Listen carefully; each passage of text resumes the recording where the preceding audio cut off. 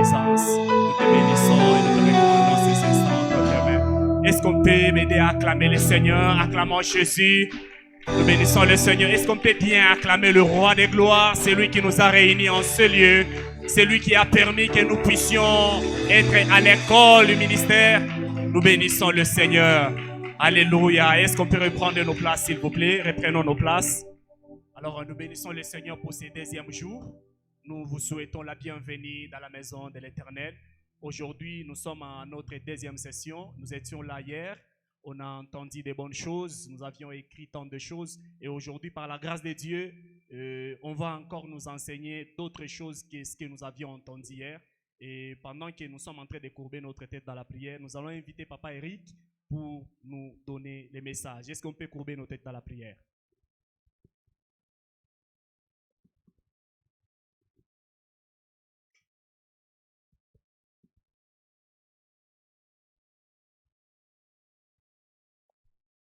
Oh Seigneur, merci. Merci de nous avoir choisis et merci de ce que tu vas transformer nos vies pour la gloire de ton nom, au nom de Jésus. Amen.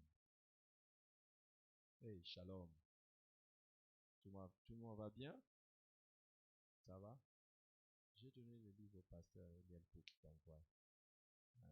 Je n'avais pas oublié que je t'avais promis la version. Je lui avais promis la version électronique de l'évangélisation par les feux. J'avais donné ça hier au pasteur Eliel pour qu'il le lui donne. Amen. Vous savez, il y a des fois, j'entends des choses. Hey, je me pose la question si on manque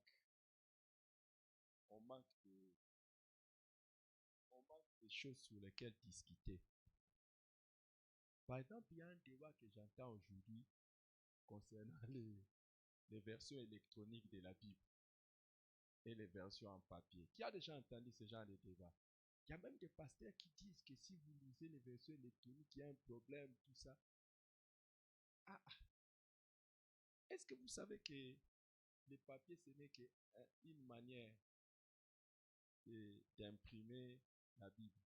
Quand avant on ne faisait pas sur du papier. Les parchemins, c'était du papier. C'était quoi?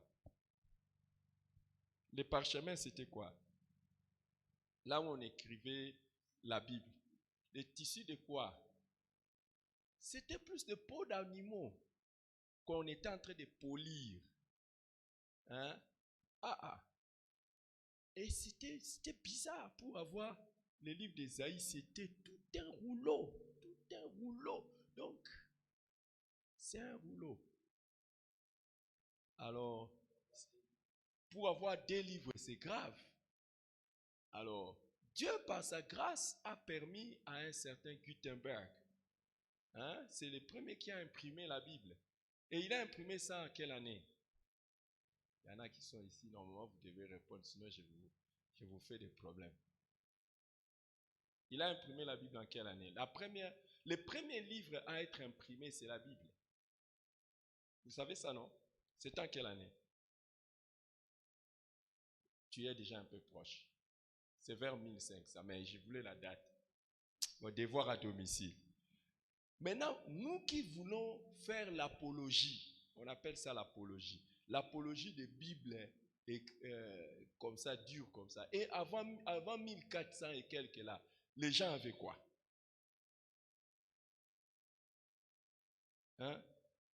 Maintenant, je vais vous poser la question. Quelle est la Bible que Jésus utilisait? Dans la Bible que Jésus utilisait, il y avait Apocalypse. Alors, qui vous a dit que pour que quelqu'un soit un pasteur, il faut qu'il lise d'abord des Genèse à l'Apocalypse? Donc, Jésus, lui, n'avait pas lu des Genèse. Bon, Paul, alors, il avait... Non, est-ce que c'est mauvais qu'un pasteur lise des Genèse à l'Apocalypse? C'est même ça qu'il faut faire, non? Mais pourquoi en faire une condition? Est-ce que Paul avait des Genèse à l'Apocalypse? Je crois que je suis en train de choquer quelqu'un ici. Je crois que je dois laisser. Donc, il y a des fois, quand nous sommes en train de faire les débats, je me pose la question, je me dis, est-ce que nous voulons être spirituels? Nous voulons être comment? Nous voulons... Et c'est ce qui fait qu'il y a des gens qu'on ne veut pas établir pasteur parce qu'il n'a pas encore terminé de Genèse à l'Apocalypse. Hey. En tout cas, Pierre, on doit l'enlever. Il n'était pas un bon pasteur parce que lui n'avait pas encore lu de Genèse, Apocalypse. Et même à l'époque de Pierre là, il y a des gens qui ne voulaient pas lire les épîtres de Paul. Ils disaient que les épîtres de Paul étaient des choses difficiles. Est-ce que ce n'étaient pas des chrétiens?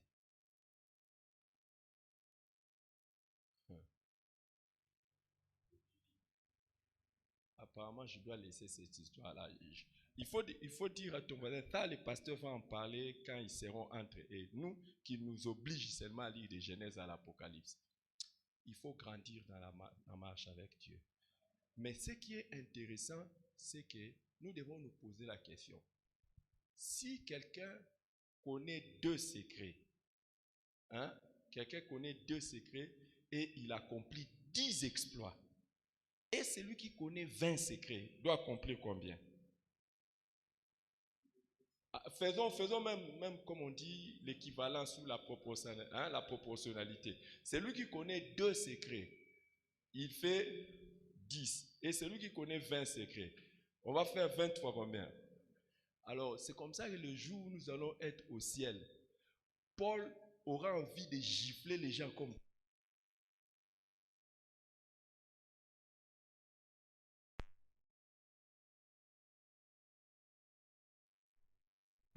Hey, attention. Paul aura envie de gifler les gens comme vous et moi. Surtout moi, j'ai peur de rencontrer les gens comme de Paul. Il risque de me gifler. Il va me dire, tu t'es promené avec toute la Bible dans la poche. Moi, je faisais comme ça pour avoir Ésaïe. Donc, pour lire Ésaïe, il devait dérouler les livres comme ça.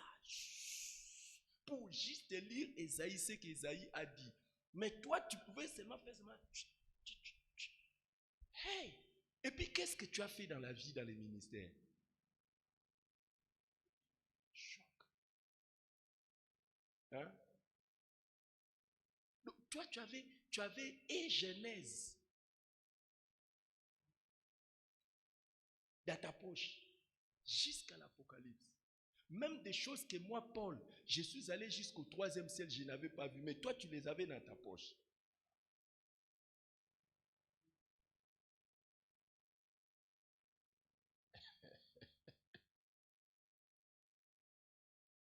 Je crois que la version électronique de la Bible, c'est quelque chose que nous devons beaucoup encourager. Mais je ne sais pas pourquoi nous sommes en train de combattre ça. Alors que c'est venu nous aider, et normalement c'est venu nous aider pour que nous puissions faire plus que les Paul.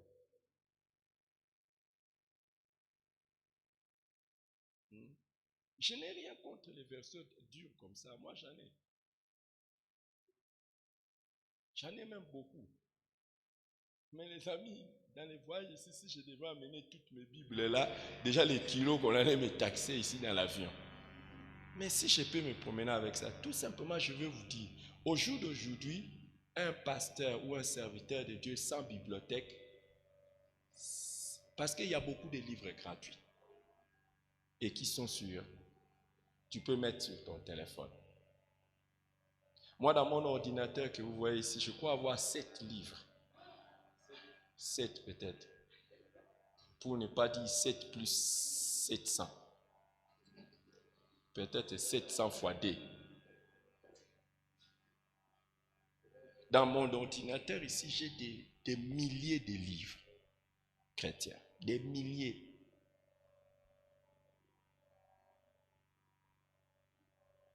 Et le pasteur Vernon nous disait, un bon pasteur doit avoir une bonne femme et une bonne bibliothèque. Moi, je crois que j'ai réuni la première, une bonne femme et une bonne bibliothèque. Et j'ai fait un effort pour avoir une bonne bibliothèque. Ouais. Si vous venez à la bibliothèque de l'église, c'est moi qui ai pratiquement donné presque tous les livres. Je suis en train de me débarrasser de tous les livres durs. Dès que j'ai la version électronique, je mets ça à la disposition de l'église. C'est là qu'il y a des insectes et tout ça. Ici, je me rassure seulement que les virus n'entrent pas. Hein? Maintenant, le pasteur va te donner les livres d'évangélisation par le feu. Est-ce qu'il y a quelqu'un d'autre qui avait besoin de ça? L'évangélisation par le feu. Ça, ce n'est pas pour tout le monde. Ça, c'est pour les gens qui veulent avoir le feu. Hein? Ça, c'est moi, par exemple. Moi, je veux avoir le feu. Je refuse d'être un ex-oin. Amen. Amen. Vous savez, une des choses qui est merveilleuse avec l'onction, le pasteur qui avait prêché hier soir a voulu, il a dit ça, mais il n'est pas allé loin. L'une des choses qu'il y a entre, quand tu as l'onction, normalement, un oin ne meurt pas. Ah ouais. Un oin ne meurt pas. Vous savez pourquoi? Parce que l'onction ne meurt pas. Je vais vous dire un mystère aujourd'hui terrible. Un oin ne meurt pas. C'est pour ça que Dieu dit, ne touchez pas à mes oins. En fait, quand vous avez l'onction, vous êtes sous la protection de Dieu. Ce n'est plus vous qui vous protégez seulement, mais Dieu aussi vous protège. Alors, mais maintenant là, vous mourrez le jour où il vous retire l'onction. Et puisque l'onction ne meurt pas, l'onction qu'il retire sur vous doit partir chez quelqu'un.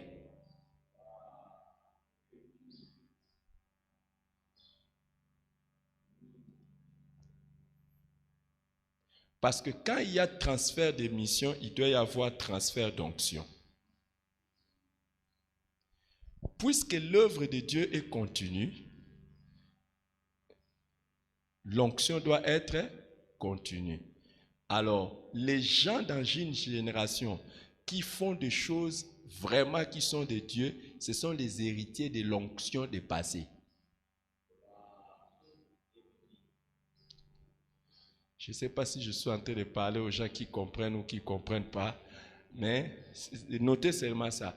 Vous n'êtes pas, je ne suis pas les premiers dans le travail de Dieu. Dieu avait déjà commencé le travail et nous sommes entrés. Et Jésus le dit, vous êtes entrés dans le travail d'autrui. Donc, il faut avoir l'onction de ceux qui ont fait avant vous. Et si vous voyez quelqu'un qui a, comme on dit en anglais, qui a attrapé l'onction des anciens, c'est lui par qui le travail va continuer. C'est vraiment pas la sagesse, ce sont des choses simples, je crois. Ce sont des choses simples. Voilà pourquoi, quand Jean-Baptiste est venu, il ne marchait pas avec une onction nouvelle. Il marchait avec l'onction d'Élie, parce que l'onction d'Élie n'est jamais partie. C'est toujours là.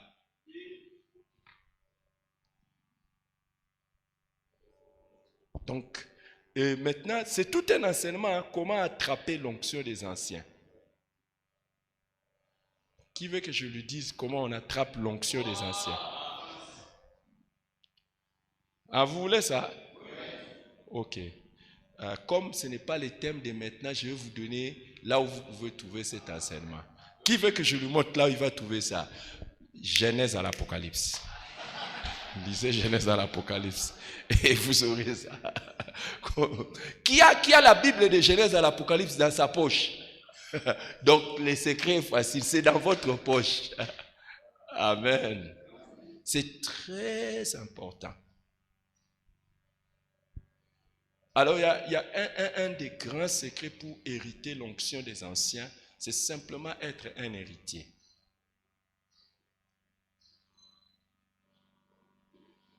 Et deux sagesses pour être un héritier. Être un fils né ou être un fils adoptif.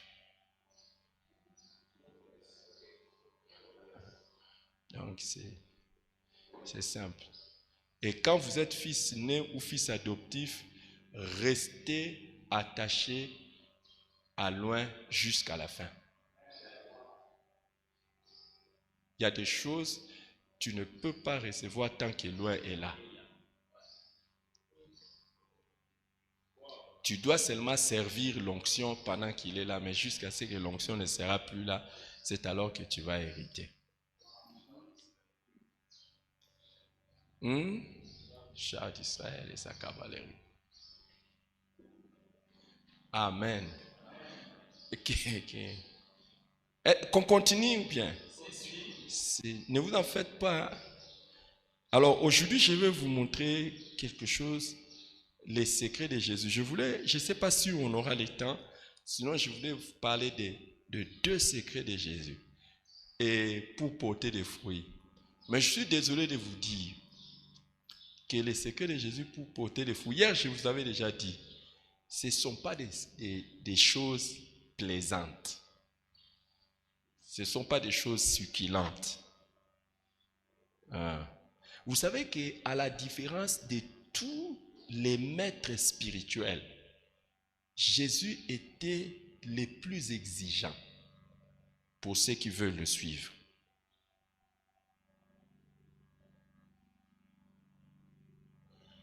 Jésus était le plus exigeant pour tous ceux qui étaient en train de vouloir le suivre. Ici, à Lubumbashi, vous êtes tellement bien poli, bien éduqué que nous, à Kinshasa, j'aimerais demander quand même. Est-ce qu'ici, quand on attrape les voleurs, on les frappe? Les gens du quartier les frappent ou bien directement ils appellent la police? Non, on appelle la police, on dit s'il vous plaît, venez prendre un voleur qui a été attrapé poliment. Tout le monde les sécurise, tout ça. On le fait ou bien on ne le fait pas? On les frappe. Et généralement, ils peuvent mourir. Et généralement, on tue les voleurs comment? Par les pneus. Ici aussi par les pneus. Bon, maintenant, imaginez que je vienne ici à Lubumbashi, je commence à vous prêcher. Et je vous dis, celui qui veut me suivre, qu'il prenne les pneus par lesquels on va les tuer.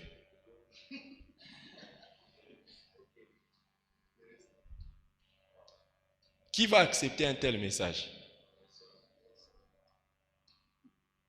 Vous n'avez jamais compris le message de Jésus. La croix, c'était là où on tuait les voleurs.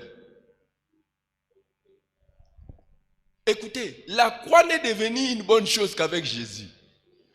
Normalement, c'est là où on tuait les voleurs. Et c'est devenu une bonne chose parce qu'on ne comprend pas ça. C'est pour ça qu'il y a des gens qui portent des médailles de croix, ils ne comprennent pas. C'est le mode d'exécution des pécheurs, des brigands. Des humiliés, des gens mauvais, des violeurs, des violeurs, des quoi encore? Ici aussi il y a des violeurs. Les violeurs, des pédophiles, des gens. Donc comment on les tuait? C'était par la croix. Maintenant il y a un monsieur qui vient qui dit, si quelqu'un veut me suivre,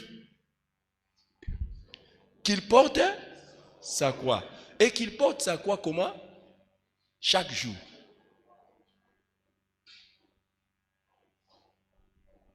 Maintenant, de vous tous ici, si Jésus était venu en ce moment ici, il dit, si quelqu'un veut me suivre, qu'il aille chercher un pneu, qu'il commence à porter ça chaque jour. Qui allait suivre Jésus? Je vais simplement vous dire que l'appel au ministère n'est pas bon marché. Ce n'est pas bon marché. J'ai été étonné que beaucoup de gens n'ont pas écrit ça. Ce n'est pas bon marché. Ce n'est pas facile. Servir Dieu, c'est pas... Si quelqu'un vous dit que servir Dieu, c'est facile, il ne vous dit pas la vérité.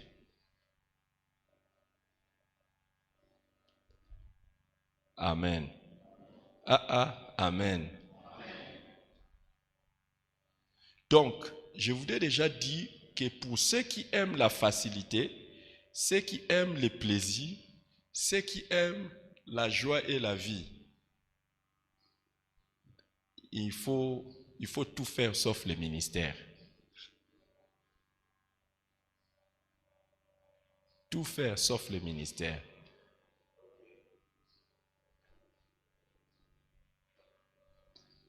Je voudrais même déjà aller un peu loin pour terminer déjà même mon message en vous disant, si tu ne veux pas la souffrance et la mort, n'entre pas dans le ministère.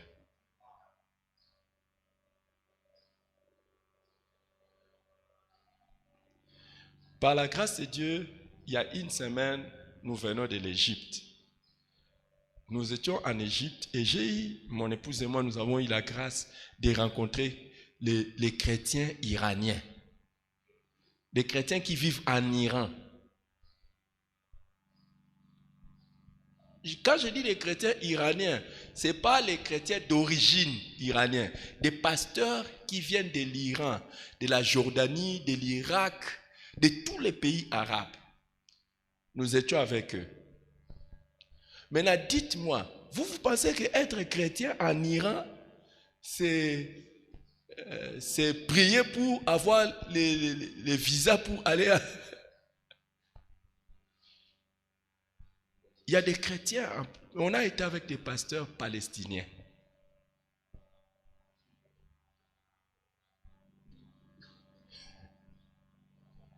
Les gens, des personnes, dès qu'on connaît dans ta famille que tu es chrétien, ce sont tes propres parents et tes propres frères et sœurs qui cherchent à te tuer.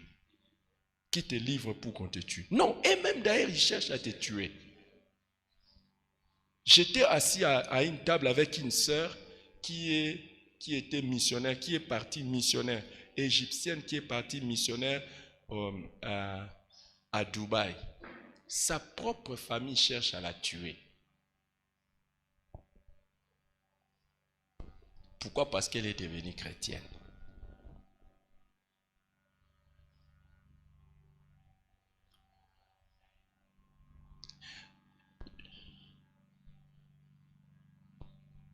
Je crois que je dois laisser ça. Je dois revenir dans... Alléluia. J'ai conscience d'une chose dans la présence du Seigneur. Ta vie est bénie.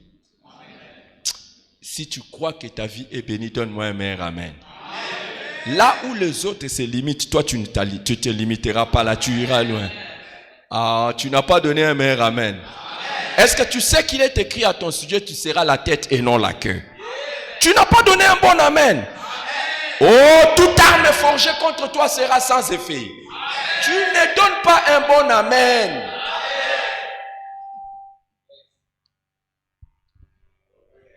Tu n'as pas donné un bon amen. Mais il est aussi écrit que celui qui ne prend pas sa croix et ne me suit pas, il n'est pas digne de moi. Amen. Maintenant ça va. Quand on était des enfants, si on veut te faire avaler la quinine, on met ça dans du foufou. Alors j'ai mis un peu du foufou et puis...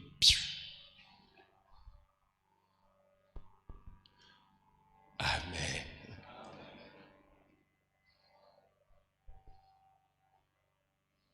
Je vais vous dire pourquoi, aujourd'hui je vais vous dire pourquoi Jésus, dès le début, dès qu'il appelle quelqu'un ou quelqu'un vient le suivre, il lui dit non, tu dois porter la croix.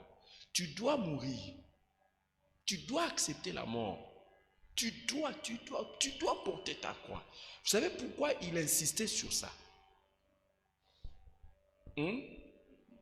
Parce que sans la mort, tu ne peux rien produire dans le royaume de Dieu. Sans la mort, tu ne peux rien produire dans le royaume de Dieu. Sans la mort. J'aimerais vous donner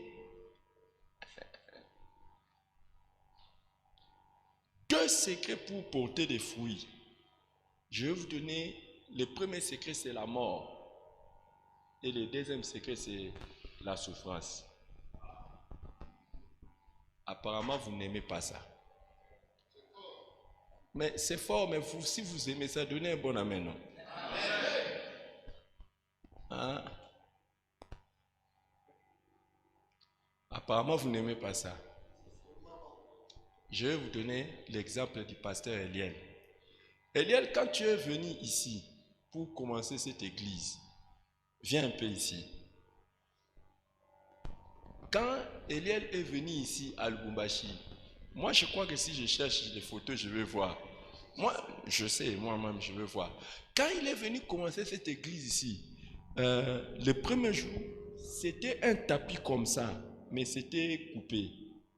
Hein, c'était petit, mais c'était un tapis vert comme ça sur lequel tu dormais. Et il y avait des tôles. Non, hein, c'était une natte. Hein? Oh, ok. Et il y avait des tôles. Il y avait des tôles comme ça. Il y avait des tôles comme ça. Ah, et puis il y avait des fenêtres. Des cartons. Pourquoi tu dormais dans les cartons? Tu n'avais pas... Tu voulais pas... Pourquoi tu voulais dormir dans les cartons? Mais est-ce que si on voit les ministères, on voit les cartons, mais qui va servir Dieu? Est-ce que tu es prêt à partir là où tu vas dormir avec les cartons?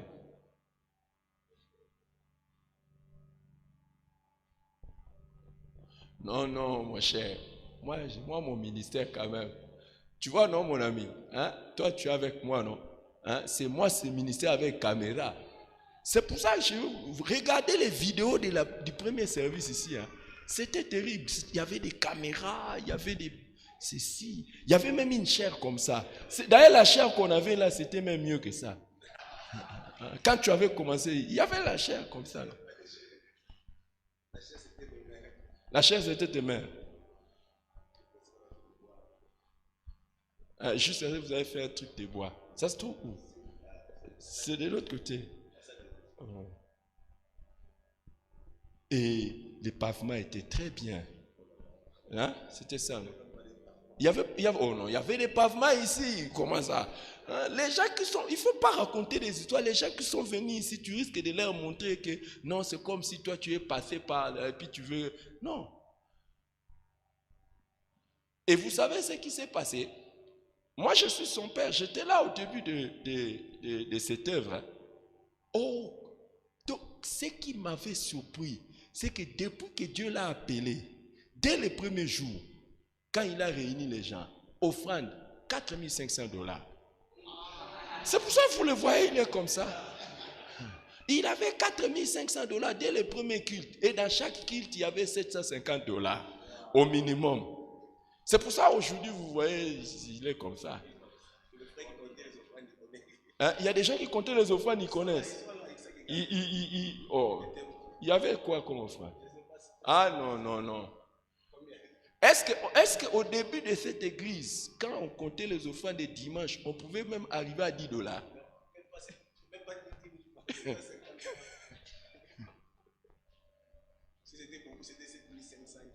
Si c'était beaucoup, c'était 7500 un dimanche. Ça devait finir avec le transport. Mais qu'ils bénissent le Seigneur même. Hein? Mais si on te demande d'aller faire les ministères là où les offrandes seront 7500, tu vas dire que les pasteurs ne m'aiment pas. Hein? C'est pas un choc. Non, plus que chocalisation. Comment ça? Et je vais vous dire, à l'époque, quand lui commençait les ministères là, moi je n'étais pas à ce niveau-là. Et je ne lui ai rien donné. Il est là, je ne lui avais rien donné. Je ne suis pas son père parce que je finance son ministère.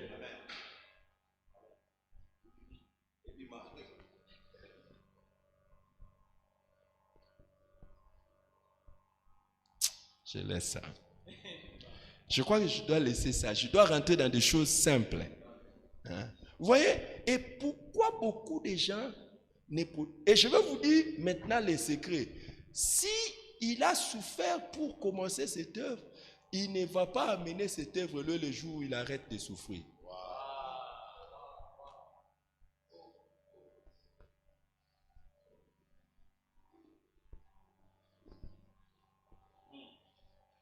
Je suis désolé de vous le dire. Les jours où tu arrêtes de souffrir, c'est fini. Les jours où tu essaies de rentrer dans les styles de vie de facilité, c'est fini. Tu as arrêté. Tu entres dans le confort. Tu as arrêté, c'est fini. Apparemment, vous n'aimez pas ces messages. Ce n'est pas moi. Moi, je voulais m'arrêter hier même. Vous m'avez demandé de venir encore aujourd'hui. Qui a déjà entendu un certain quelqu'un dire ce qui manque aux souffrances de Christ? Donc vous connaissez ça? Ce qui manque aux souffrances de Christ. Je veux porter ça dans ma chair. Pourquoi? Pour son église. Vous savez quand est-ce qu'il dit ça? Il dit ça dans quel livre? Je crois que c'est pas... Comme je parle à des techniciens ici, vous savez qu'il a dit ça par exemple aux Philippiens? Peut-être. Regardez un peu. Et ça, c'est parmi les derniers épîtres. Donc, c'est-à-dire que quelqu'un qui a déjà souffert plusieurs fois. Et il dit encore que ce qui manque aux souffrances de Christ, je veux encore porter ça.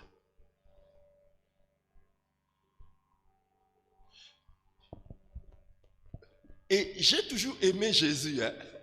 Quand Jésus prêchait comme ça là, à un moment donné, même ses propres disciples me disaient, tes paroles sont dures. Et puis qu'est-ce qui s'est passé? Oh, il y a des gens qui partaient. Et il n'allait pas les supplier. Non, il n'allait pas les supplier. Ceux qui sont restés, même il leur dit, oh, mais pourquoi vous ne partez pas? Écoutez, maintenant je veux, jusqu'au jour où je vais prêcher, pendant que je prêche, je sens les gens partir. Fuir mon message, là je veux savoir que j'ai maintenant l'onction de Jésus. Aux Colossiens, ce qui manque aux souffrances de Christ. Merci. Si vous avez la même onction que quelqu'un, vous allez vivre les mêmes effets.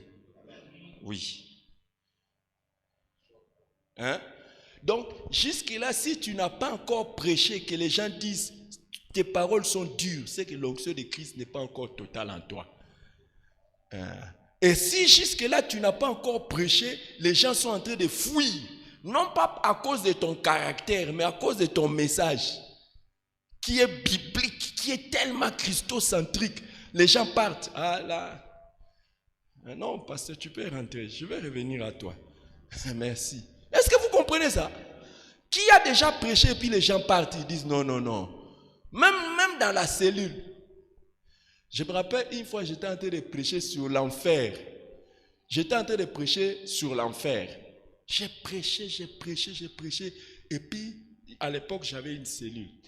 La cellule que j'ai dirigée par la grâce de Dieu avait atteint 250 membres. Les gens commençaient à partir. Les gens sont venus me dire, non, frère Eric, il faut changer quand même le message. On a quand même besoin de changer. J'ai dit, non, je vais continuer le message.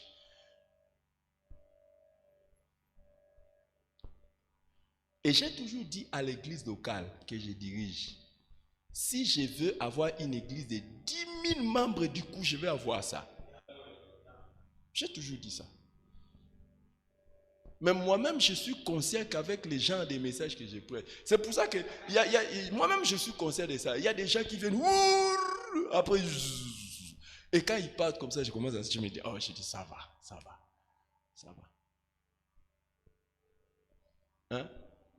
Donc, ne croyez pas que je suis là pour faire un effort pour vous plaire.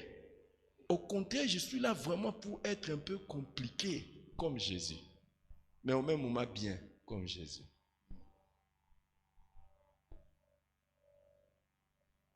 Cette œuvre pierre vivante n'allait pas naître si quelqu'un n'avait pas accepté les sacrifices. Et c'est pour ça qu'il y a des œuvres qui ne naissent plus. Pourquoi? Parce qu'il y a des hommes de Dieu qui ne veulent plus accepter les sacrifices.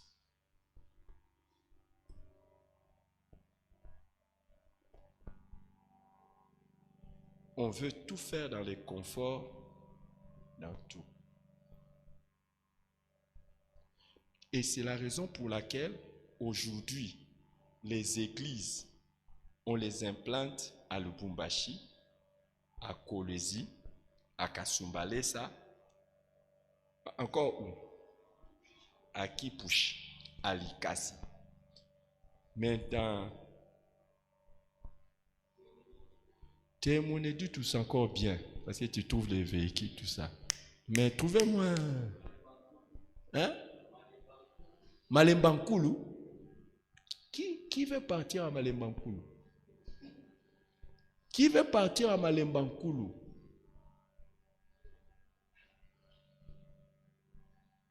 Qui veut partir à Malembankulu? Ah, si Dieu t'envoie, merci mon frère. Au moins tu as levé la main. Mais vous voyez, hein? Vous voyez? Et je vais vous dire, quand je vous ai dit hier qu'en 3 ans, par la grâce de Dieu, nous avons commencé au moins 40 assemblées. Je sais que vous tous vous avez dit, waouh! Mais je vais vous dire, il y a des assemblées, on a commencé dans des villages. Et des dizaines d'assemblées qu'on a commencé dans les villages. Mon frère, on arrive dans un village comme ça, les gens nous supplient. Ils disent, ne partez pas, s'il vous plaît, ne partez pas. Vous n'avez pas besoin de micro, vous commencez seulement. Tiens-moi le micro, pardon, c'est pas que je suis un pasteur, c'est affaire. Vous commencez seulement. Jésus, Azari, Awa. Les gens du village entendent. Hein? Et les gens viennent. Vous prêchez les mêmes jours, les gens acceptent Jésus. Et les mêmes jours, on les baptise. Dans les villages. Mais vous voulez venir là où vous allez. Mais pourquoi vous portez pas des fruits? Pourquoi?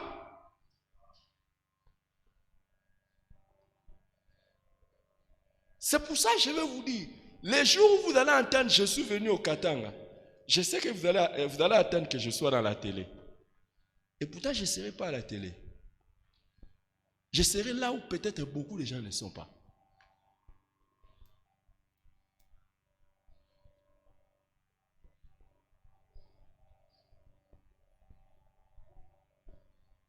Aujourd'hui, quand on parle du ministère, on ne voit pas la croix. On ne voit pas la croix. On ne voit pas la mort.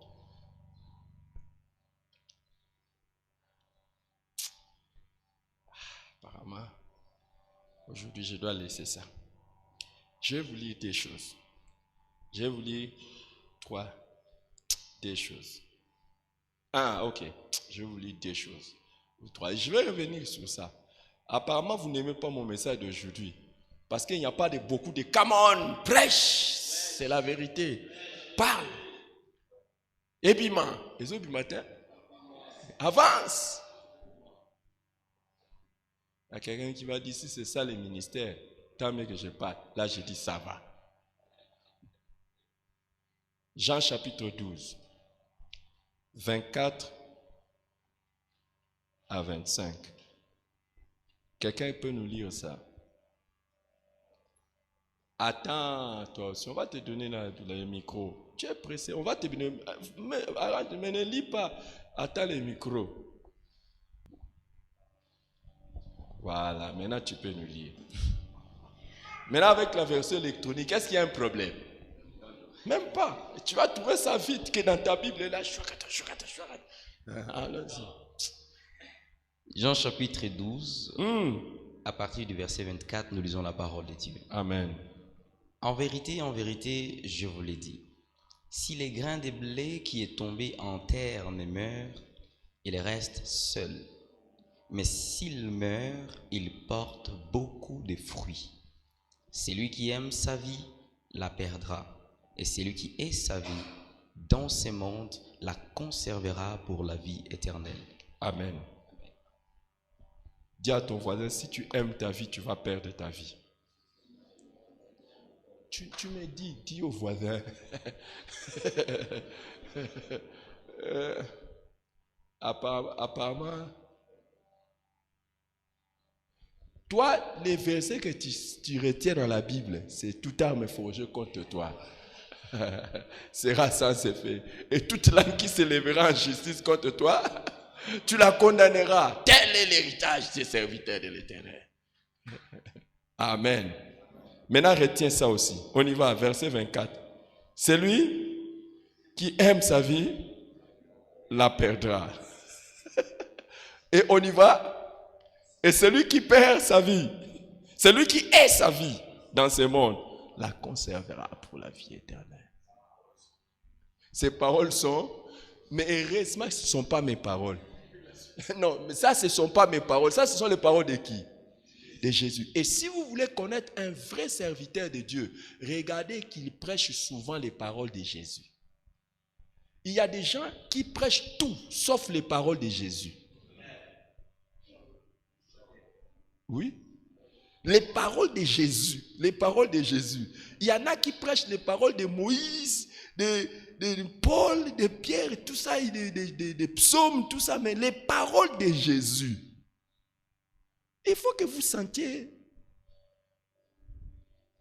Comment tu peux te dire serviteur de Christ, mais les paroles de Jésus, tu ne les prêches pas? Allez, on y va encore. Reprenons ce verset. Verset 25. Maintenant, quand tu lis ça, tu regardes quelqu'un d'autre. Tu les regardes. On est entre nous serviteurs de Dieu, servants de Dieu. Lis ça et tu regardes quelqu'un d'autre. Tu lui dis quoi? C'est lui qui aime sa vie. Maintenant, entre nous, qui n'aime pas sa vie?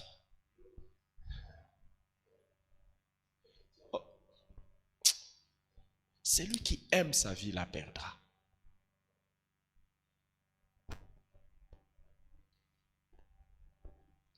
Et je vais vous dire, j'ai commencé par ça pour revenir dans les secrets. Si beaucoup de gens ne font pas beaucoup dans les ministères, c'est à cause de ça. Ils aiment tellement leur vie. Il y a beaucoup d'autres versions dans Matthieu, Marc, Luc. Si vous voyez ça, si celui qui perd sa vie la retrouvera. Donc c'est parce qu'on aime tellement notre vie. Mais Jésus dit, c'est lui qui est sa vie.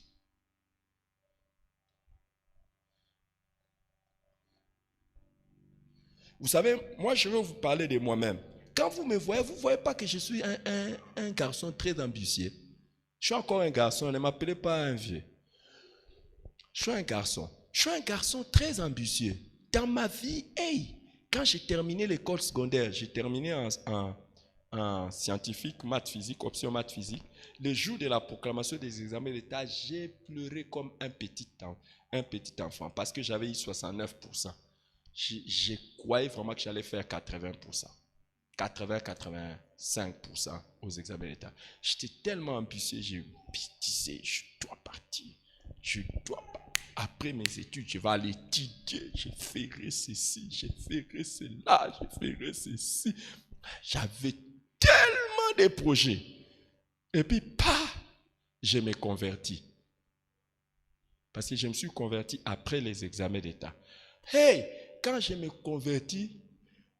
convertis comme ça. Moi, quand je me suis converti de vrai. Et puis directement, j'entends le Seigneur me dire que je dois les servir. Directement, tous ces projets sont allés dans l'eau. J'ai commencé même à poser maintenant la question à Jésus, est-ce que je dois faire l'université ou pas?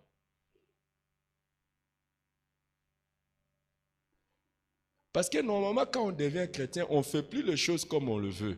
C'est comme le Seigneur le veut. J'ai remis tous ces projets que j'avais dans l'eau. Et mes amis ont commencé à se moquer de moi. À l'époque, ce n'est pas comme ici à Lubumbashi. Nous, à Kinshasa, à l'époque, tout le monde voulait aller en Europe. Même moi-même aussi, je voulais aller en Europe.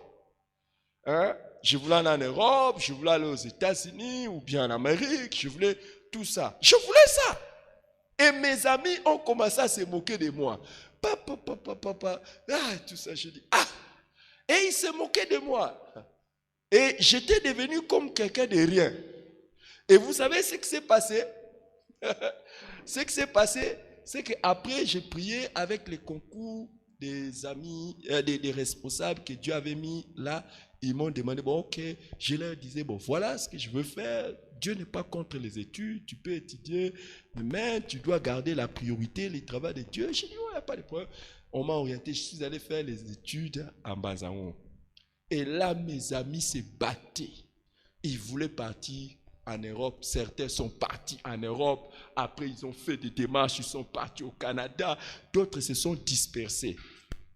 Moi, j'ai continué seulement à servir Dieu comme je sers Dieu. J'ai fait l'histoire courte. Une fois, je pars maintenant au Canada. J'arrive au Canada. J'ai dit non, mais j'avais quand même un ami qui est là-bas au Canada et tout ça. Je vais quand même aller habiter chez lui. Je l'ai appelé, je lui ai dit, mon ami, je veux venir habiter chez toi. Mon ami panique. Ah, pasteur, tu veux venir habiter chez moi? Oh non, tu vois les conditions chez moi. Je dis, mais tu es mon ami. Donc, mes amis qui s'est moqués de moi parce que j'avais choisi Jésus, aujourd'hui, ils sont terrorisés. Hein? Et ils se battaient pour partir en Europe. Ils se battaient pour partir. Moi, on me supplie pour partir. Aujourd'hui. La dernière fois que je suis allé aux États-Unis, j'ai fait 4 jours. Je fais tuer. Et puis je rentre, tu vois. D'ailleurs, je suis arrivé aux États-Unis, un pasteur m'a même supplié. Il m'a même supplié de prêcher dans ce. J'ai dit non, je suis venu prendre un peu de temps. 4 jours. La première fois, on m'a invité en Grande-Bretagne pour aller prêcher. J'ai fait 5 jours. Je pars, je reviens. Je pars à Singapour, j'ai fait 5 jours, 4 jours. Je pars, je reviens. Et je pars en première classe. Ou tu fais comment? Tu fais un vol de 11 heures en première classe. Hein? D'Istanbul à Singapour. Vous voyez les gens des vols où quand tu entres, hein, on te dit, sorry sir, est-ce que tu veux mets-toi un peu debout, tu te mets debout, on étale pour toi les lits, hein, et puis tu dors. Et puis on vient, on te couvre par les hôtesses. Business class.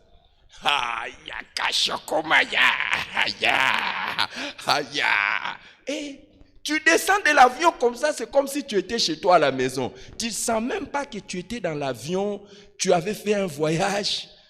Tu ne sens pas ça. Pourquoi? Parce que dans les transits, dans les escales là, tu entres dans la douche, tu te laves, tu te changes, tu fais tout. Mais quand nous, on perdait notre vie, celui qui... Ah, je laisse ça. Toi, tu veux garder ta vie, tu la perdras.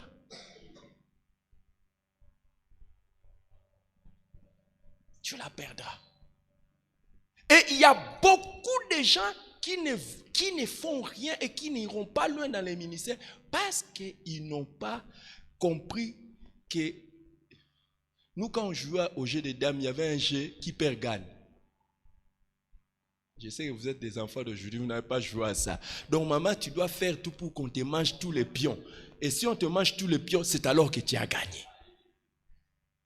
Ça c'est... il était là. Oh, il n'y avait pas ces décors ici. Ah, regardez. Oh, est-ce que ça, c'est même les débuts là? Ça, c'est après. On a enlevé, je vois. Oh, ça, c'est... Oh, quel powerful beginning. Oh, vous voyez un commencement fort, hein? Regardez, voilà. Oh, avec un moins ventre, hein? Basons sa photo en encore. Oh, quel homme de Dieu!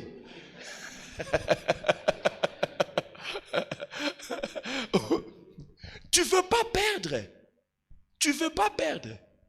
Mais tu veux gagner du coup. Tu veux pas perdre. Tu veux gagner du coup. Tu veux gagner du coup. Tu veux gagner du coup. Qu'est-ce que tu as perdu? Lui, c'est bien. Vous savez, l'église où moi je suis, je l'ai commencé en prenant les gens, j'ai dit, allons dehors, nous partons dehors, ramassons les caillasses. Nous commençons à ramasser les caillasses. Vous connaissez les caillasses, hein? Les petites pierres là, on vient avec. Je dis, cherchons des sacs d'ici. On fait des sacs, on met. Et dehors.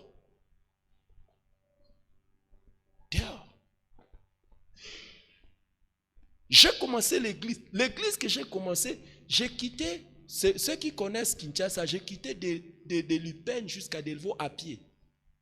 Et pour faire utile, chaque culte matinal, j'ai fait le sport. Mais ce n'est pas parce que j'ai besoin de la bonne santé, mais c'est parce qu'il n'y a aussi pas d'argent. Je faisais 5 à 6 kilomètres chaque jour pour venir à pied. L'église que vous voyez là, yeah. Au jour d'aujourd'hui, il peut vous dire, Eliel aussi est au courant de ça, parce qu'il est avec moi aussi. Et il va vous dire, il y a des fois, nous allons dans les implantations, dans les villages, je suis au volant de 3h, 4h jusqu'au lendemain. Je suis au volant. Jusqu'aujourd'hui.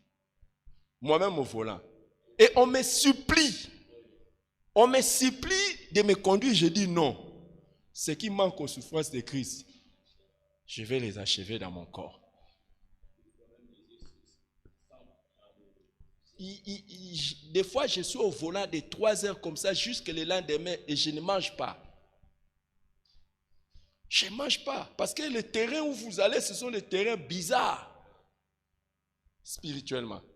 Et il y a eu une fois, je suis allé comme ça, j'étais tellement comme ça, mes yeux ont gonflé. Et les gens croyaient qu'avec les yeux gonflés comme ça, je ne vais pas venir prêcher. Je suis venu prêcher. Le matin. Il y a eu un voyage missionnaire qu'on a fait dernièrement. J'étais au volant depuis le matin jusqu'à 4 heures, le dimanche 4 heures. Je suis allé, je me suis lavé, je suis venu, j'ai fait tous les cultes. C'est cette année.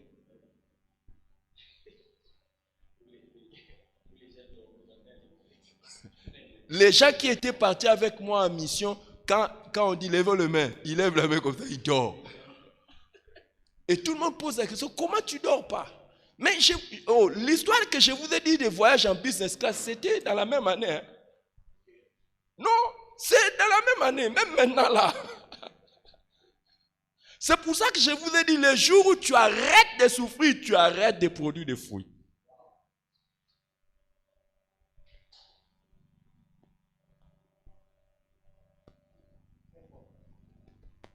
Tu es prêt à souffrir?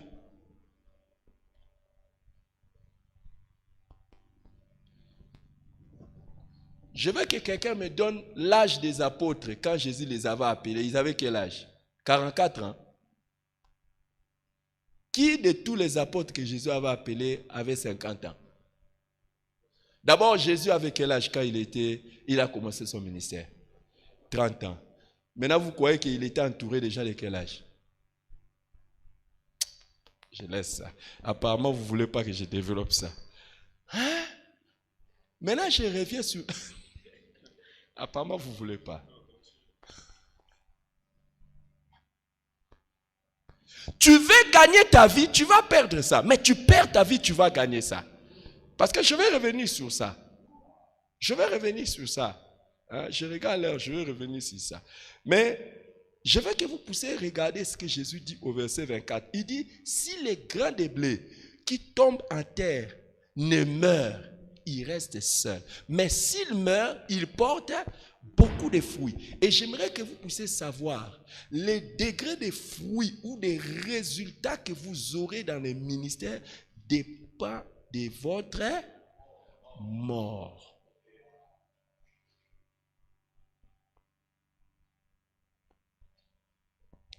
Alors, je vais lire un autre verset avec vous. Toujours, mon frère, si tu as ton micro, saute maintenant. Va au verset 32 et 33. Toujours de Jean 12. 32 et 33.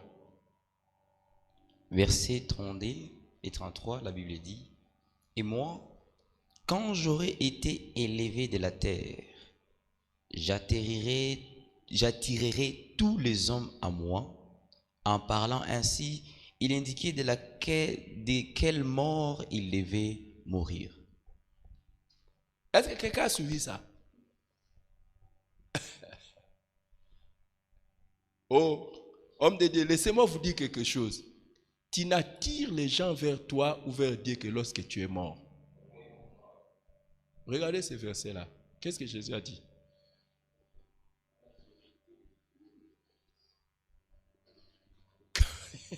Quand j'aurai été élevé de la terre, j'attirerai tous les hommes à moi.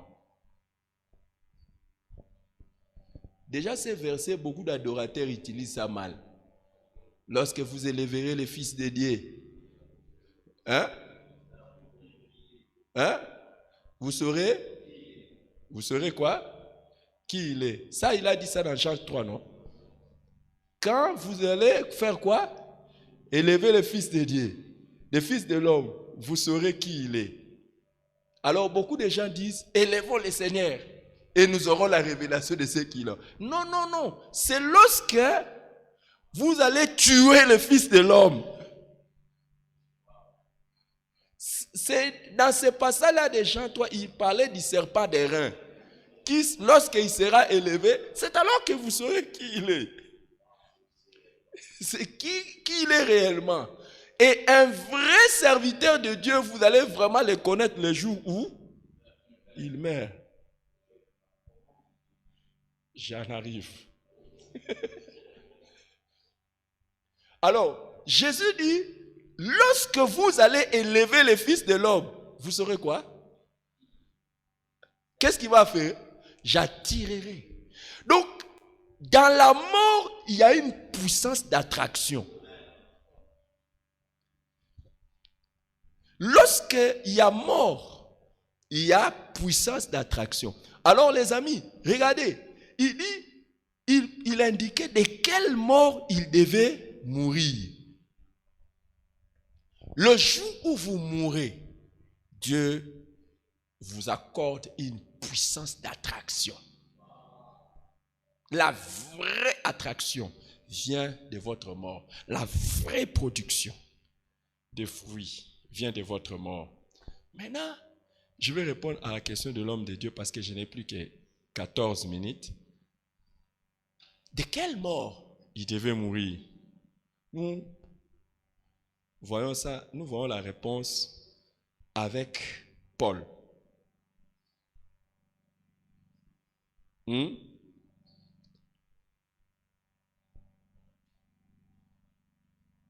Wow.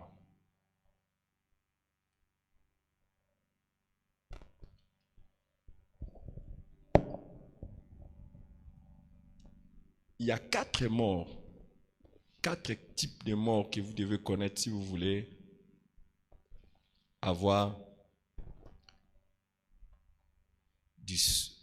des résultats dans votre ministère.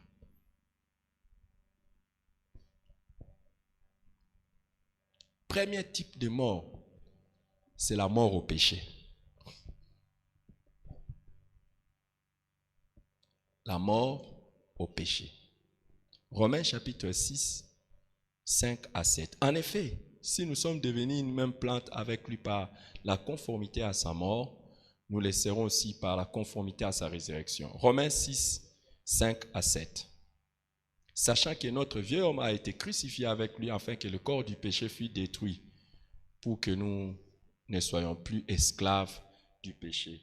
Car celui qui est mort est libre du péché. Les amis, tant qu'il y a encore un péché vivant à vous, vous n'êtes pas un instrument qualifié de Dieu pour porter ces résultats.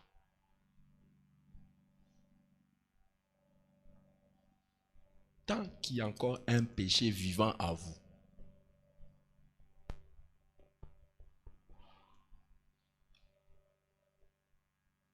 vous n'êtes pas qualifié.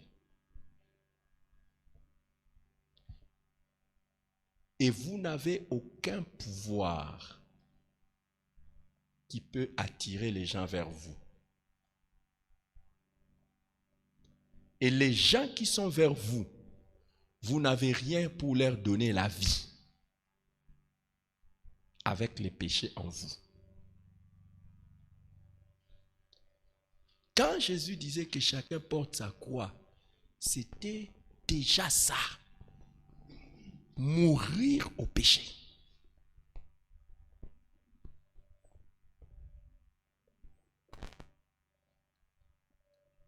Dieu ne peut pas te permettre d'être quelqu'un qui porte du fruit alors que tu as encore un péché qui est caché en toi. C'est ce qui fait que, les amis, On a des gens qui semblent porter des fruits, mais vous allez voir qu'ils vont mal terminer. Pourquoi? Parce qu'ils ont un péché qu'ils cultivent. Jusqu'à ce que tu règles totalement la question des péchés dans ta vie, totalement et radicalement, tu deviens maintenant qualifié.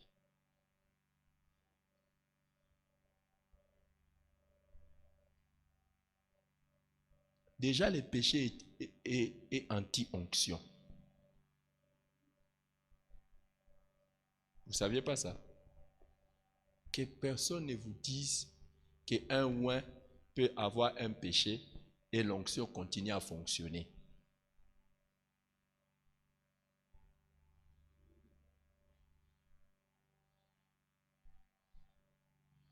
Je vais vous donner un exemple, un petit test. Il y a 7 péchés qu'on peut faire contre le Saint-Esprit. Citez-moi les 7 péchés. Premier péché. Dans la Bible, 7 péchés qu'on peut faire contre le Saint-Esprit. L'attrister, blasphémer, l'éteindre, mentir. Bon, je laisse. Apparemment, vous ne voulez pas. Parce qu'il y a 7 péchés. Dans la Bible, c'est clair. Il y a 7 péchés. L'attrister, on a déjà dit. Mais maintenant, si on dit n'éteignez pas le Saint-Esprit, vous croyez que c'est une blague? Donc le Saint-Esprit ne s'éteint pas. Si on dit n'attristez pas le Saint-Esprit ne s'attriste pas. Quand on dit ne blasphémez pas le Saint-Esprit, les autres, vous n'avez pas dit, moi non plus, je ne vous dis pas. Hein. Il y en a 7 que le Saint-Esprit m'a montré. Mais vous avez cité combien? Les 3 autres devoirs à domicile. La réponse est dans votre Bible.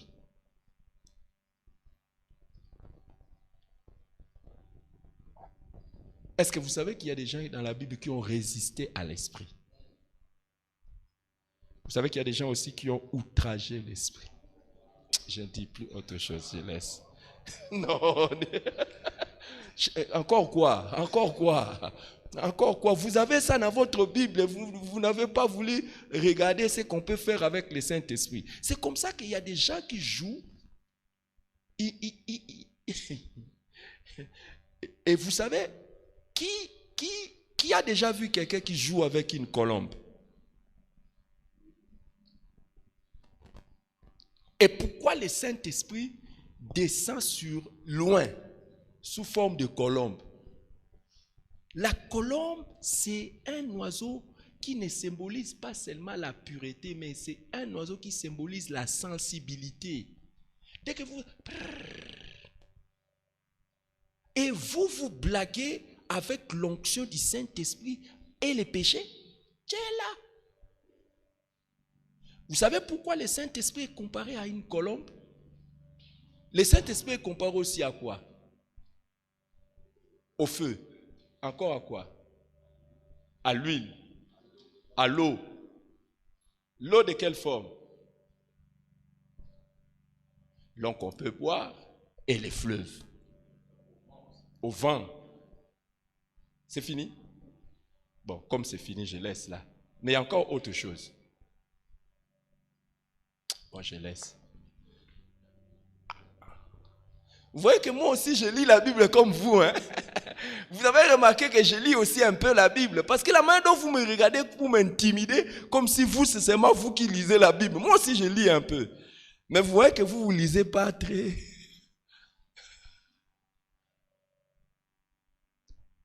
Mes amis, si tu ne meurs pas au péché, tu n'es pas un instrument qualifié pour être utilisé par Dieu. Tu veux venir nous mettre les micros, la sonorisation, jouer au clavier, chanter, faire les protocoles. Tu as un péché, tu n'es pas qualifié. Tu n'es pas qualifié.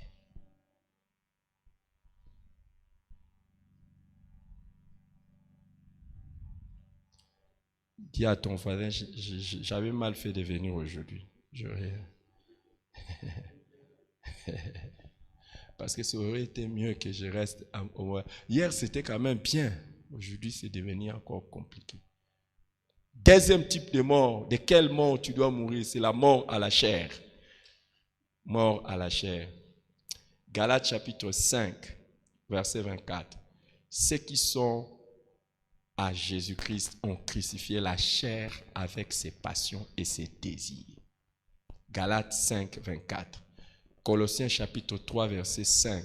Faites donc mourir les membres qui sont sur la terre, l'impudicité, l'impureté, les passions, les mauvais désirs et la cupidité, qui est une idolâtrie. La chair. La chair, c'est la tendance vers tout ce qui est mal. Donc, un chrétien ou un serviteur de Dieu qui veut porter des fruits doit crucifier la chair. Hein?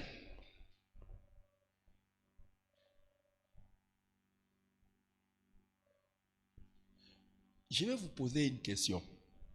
Imaginez que moi, oh Saint-Esprit, au nom de Jésus, ça ne sera jamais ça. Hein?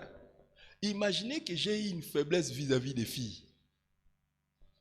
Moi-même, j'ai une faiblesse vis-à-vis des filles. Vous pensez vraiment que Dieu m'enverra des filles? Dieu m'enverra ses filles. Hein?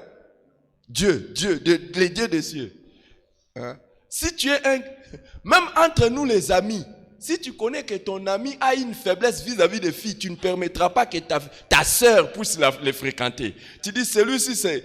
Hey, écoute, tout c'est pourquoi tu as une faiblesse. Dieu ne t'enverra pas les gens là-bas. Hein? S'il sait que tu as une faiblesse en matière de filles ou de garçons, c'est fini, tu as bloqué ton ministère. Il faut traiter ça, la chair. Apparemment, vous n'aimez pas mon message. Hein? Parce qu'il n'y a pas beaucoup d'amen. Même ton amen là, c'est même toi-même, toi mon ami, tu donnes amen en retard comme ça. Il n'y a pas beaucoup d'amen. Hein? Comment Dieu connaît? Il y a des gens, j'ai toujours trouvé terrible. Il y a des gens qui disent ça c'est ma faiblesse. Ça c'est mon péché chéri. Et il y en a même qui sont allés leur dire ça c'est mon pied d'argile. Mais si tu ne sais pas si tu as un pied d'argile, c'est à partir de là que tu vas t'écrouler. Il n'y a rien que tu dois tolérer comme une faiblesse dans la chair. Il n'y a rien que tu dois tolérer. Il n'y a rien. Si tu veux être utilisé par Dieu, il n'y a rien que tu dois tolérer. Il n'y a rien. Et puis il y a autre chose, c'est quoi? On a cité ça ici, c'est quoi? On a cité ça ici, c'est quoi? La cupidité qui est quoi? Une idolâtrie. C'est quoi? La cupidité, c'est quoi? C'est quoi? L'amour? Oh. Qui n'aime pas l'argent ici? Qui n'aime pas l'argent? Hein? Ah, je savais que tout le monde va dire je n'aime pas l'argent.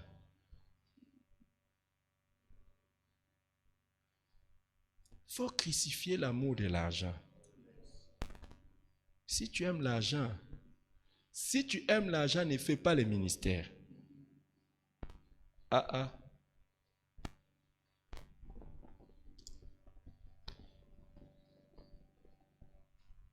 Qui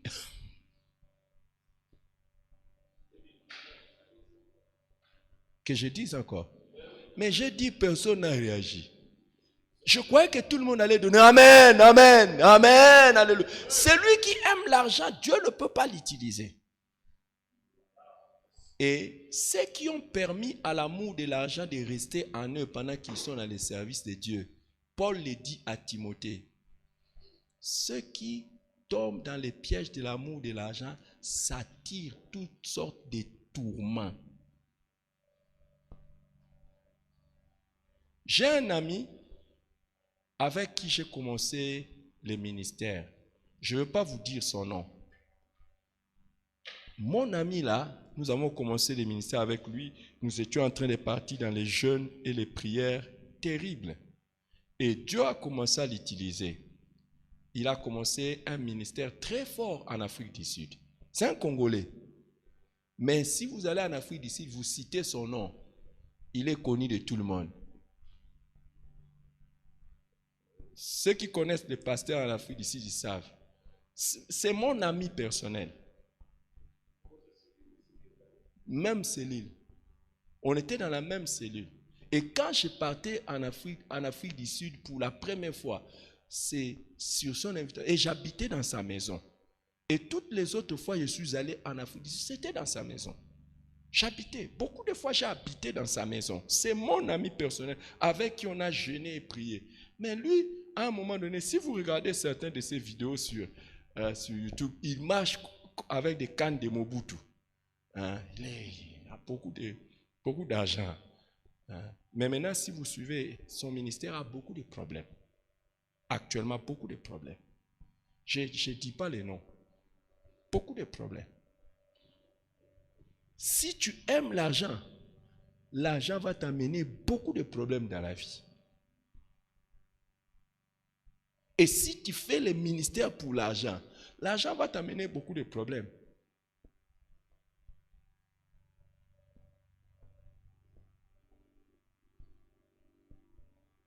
Vous savez pourquoi Pierre Vivant n'a pas encore beaucoup d'églises qu'on a ouvert? C'est une église missionnaire. Mais pourquoi on n'a pas beaucoup d'églises? C'est très rare de trouver des serviteurs à envoyer qui sont prêts à partir sans financement.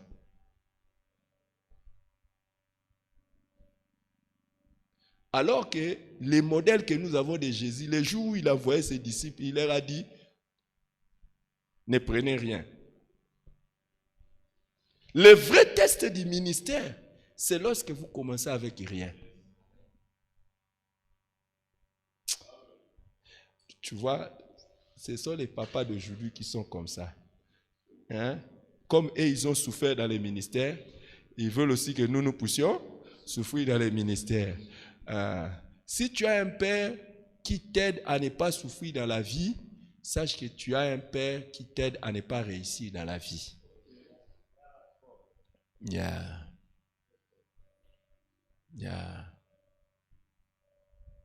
Je vous donne l'exemple de mes enfants biologiques. Aujourd'hui, ce qu'ils gagnent comme salaire, moi, leur père, je peux leur donner ça chaque mois. Je peux dire, par la grâce de Dieu, par la grâce de Dieu, je peux dire non, chaque mois, oh, écoute mon fils, ne travaille pas, prends ça, chaque mois, ne travaille pas. Et malheureusement, c'est ce qui est arrivé avec beaucoup de gens à l'époque de Mobutu, qui avaient l'argent, ils ne voulaient pas que leurs enfants travaillent. Non, ils doivent aller travailler, ils doivent suer et gagner de l'argent. Ils doivent travailler. Tu ne dois pas épargner à l'enfant la souffrance liée au travail.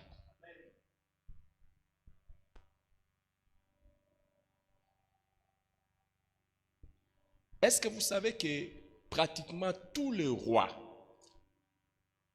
qui sont en train de régner aujourd'hui, ils passent par des formations militaires? Ah, vous n'avez pas su ça?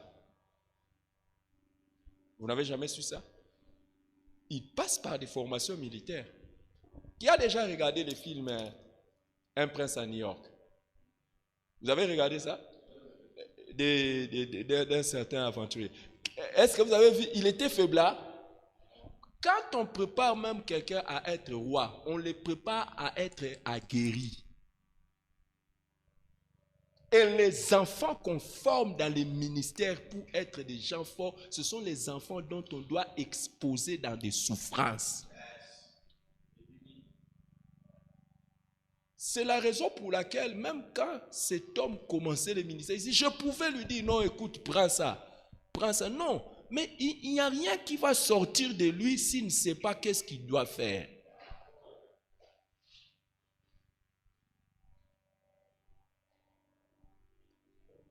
Ah, je dois laisser ça. Je dois laisser ça.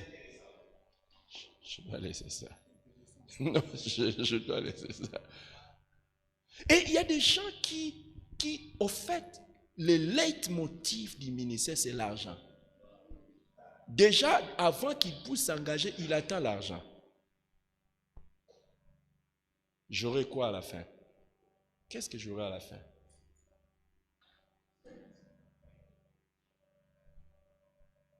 Moi, ce que l'Église me donne chaque mois comme support à l'Église ne représente pas mon offrande d'une semaine.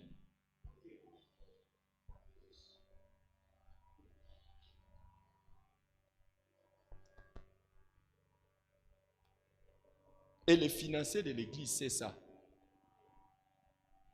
Parce qu'il sait ce que je donne comme offrande. Pourquoi? Par exemple, comme je suis ici, là, quand on compte les offrandes, on saura que l'offrande de papa n'est pas là. Et je l'ai dit, je l'ai dit à l'église, vous êtes 1000 ici, 1000, tel que nous sommes 1000 ici. Mais moi, si je ne donne pas mon offrande, on le saura. Parce que mélangez vos offrandes à vous, et moi, mon offrande, puis...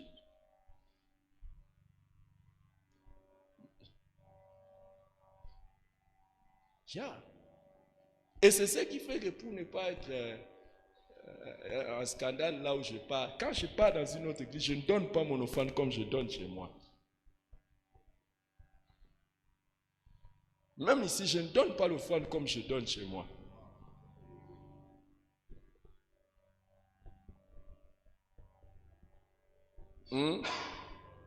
C'est pas bon?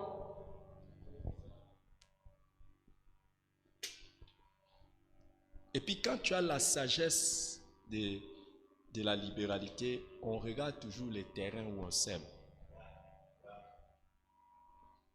On ne donne pas n'importe quoi, n'importe où. Ah, on mettait ma photo là-bas. Donc, ils savent. Et je l'ai dit, c'est que je vous dis ici, si vous suivez mes messages, je l'ai dit. Je l'ai dit. Pourquoi? Parce que mon cœur n'est pas dans l'argent.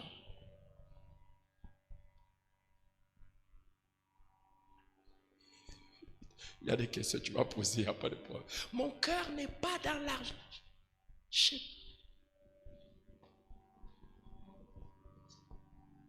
Mon cœur n'est pas dans l'argent. Et puis je suis là, je vais répondre à l'une de vos questions. Vous vous posez la question, mais si ce qu'on te donne comme support, tu donnes l'offrande en ligne, même l'offrande d'une semaine, d'où te vient ça? Moi, si tu veux savoir d'où est-ce que Dieu me bénit, tu vas tomber en scandale. Parce que personne ne peut maîtriser d'où Dieu me donne l'argent. Actuellement, tel que je suis là, actuellement, il y a des églises qui ont décidé pour leur prospérité de s'aimer dans ma vie.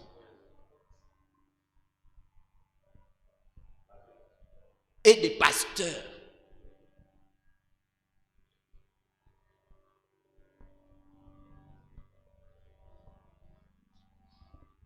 Celui-ci, c'est mon secrétaire particulier, celui-ci. Il va vous dire. Et je vais vous dire, si nous partons avec toi au village, l'une des choses qui va faire la différence entre toi et moi, au village, moi, on va me donner l'argent.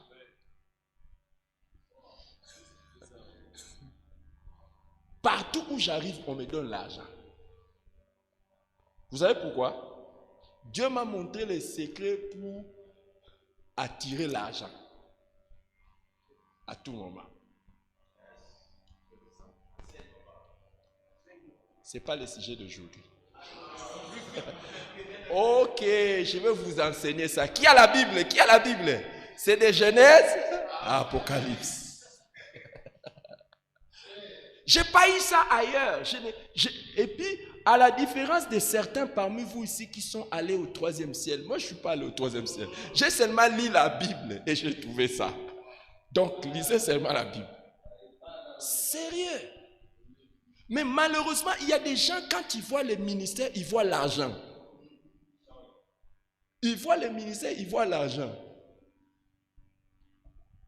L'un de mes secrets qui m'ont aidé à avancer dans les ministères, surtout sur le plan financier, c'est que j'avais dit à Dieu, je n'attends pas que les ministères me financent, mais je veux financer les ministères.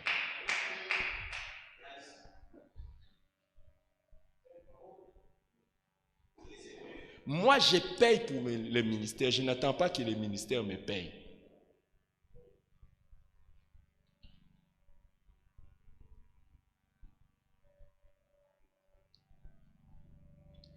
Par la grâce de Dieu, j'ai commencé un ministère où, comme je vous ai dit, on a implanté plus de 40 et on a acheté plus de 20 parcelles.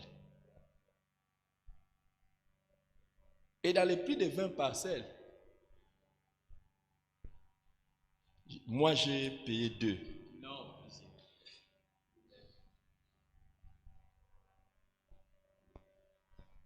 J'avais dit à Dieu, un jour j'ai dit à Dieu, non, je quitte le niveau où j'achète les chaises à l'église, où j'achète ceci, je commence à acheter à Dieu quoi?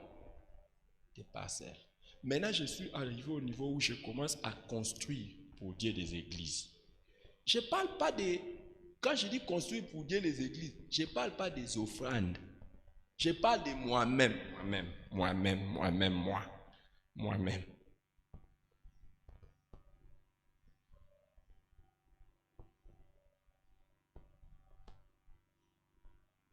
Mais si toi, tu as dans ta tête l'argent, c'est pour ça que tu verras la différence avec certains.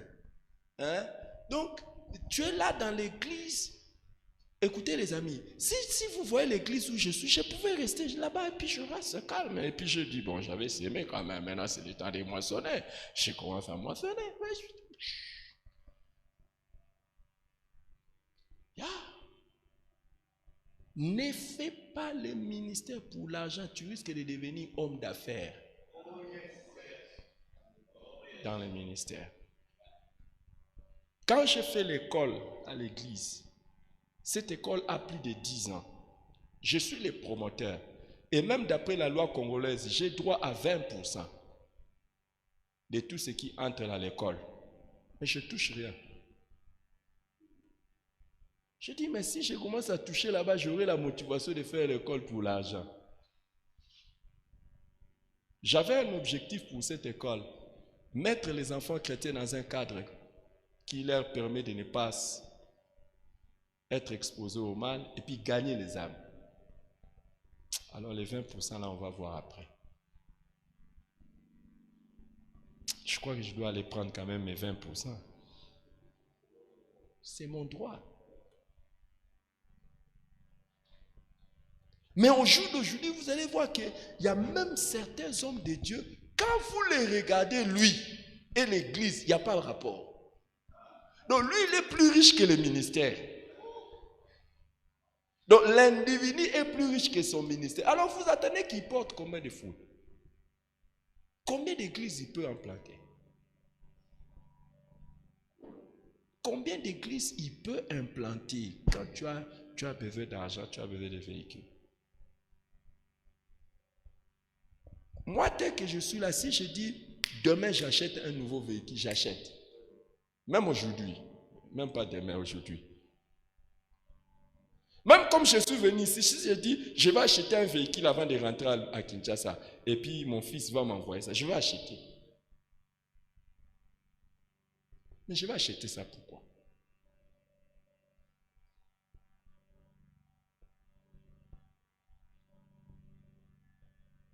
Si tu aimes l'argent, tu ne vas pas faire des choses. C'est la chair. Alors, laisse-nous dans les histoires des ministères, va chercher l'argent. Mais toi qui cherches l'argent, n'oublie pas, celui qui cherche à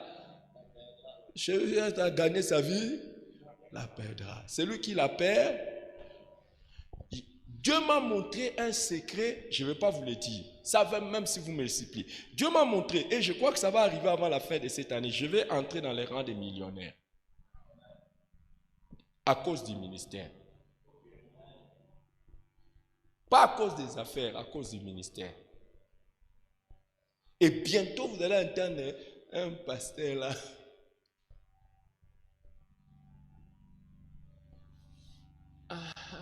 J'ai laissé ça. Non, je crois que...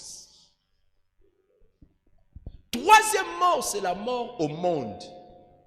Mort au monde. Est-ce que vous savez qu'il y a des gens qui ne peuvent plus parler comme Job, hein? Ni j'étais venu dans le monde, ni je retournerai dans le sein de ma mère, auprès de Dieu.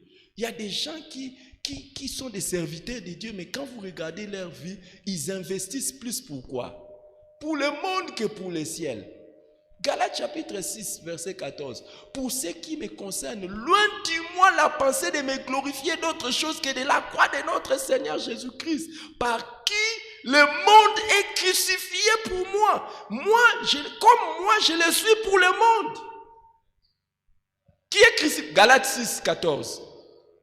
Qui peut dire comme Paul que le monde est crucifié pour moi? En fait, le monde est crucifié pour moi. Et moi, je le suis pour le monde. Qui peut dire ça?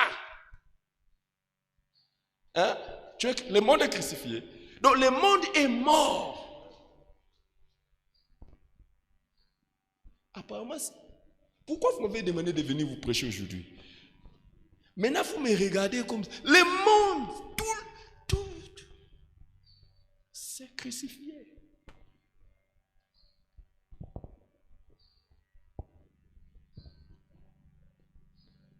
C'est pour ça que je n'ai même plus de goût pour le tourisme. Je suis surpris et tout le tourisme que j'ai fait, c'est à cause de l'œuvre de Dieu. Par exemple, il y a 2 semaines, je suis allé monter sur les chameaux. Mais parce que j'étais parti en mission en Égypte. Puis, entre-temps, j'ai monté les chameaux. Je suis allé voir les pyramides et tout ça. Une fois, moi, je suis déjà allé visiter la source du Nil en Ouganda. Vous savez que c'est en Ouganda, non? La source du Nil, le fleuve Nil. J'étais allé visiter ça. Vous savez pourquoi j'étais allé visiter ça? Ce n'était pas pour voir la source du Nil, mais pour arriver là-bas et toucher l'eau et faire la prière. Yeah. Et si nous sommes allés faire les prières, si nous sommes allés visiter les pyramides, c'est pour prier. Même les mondes,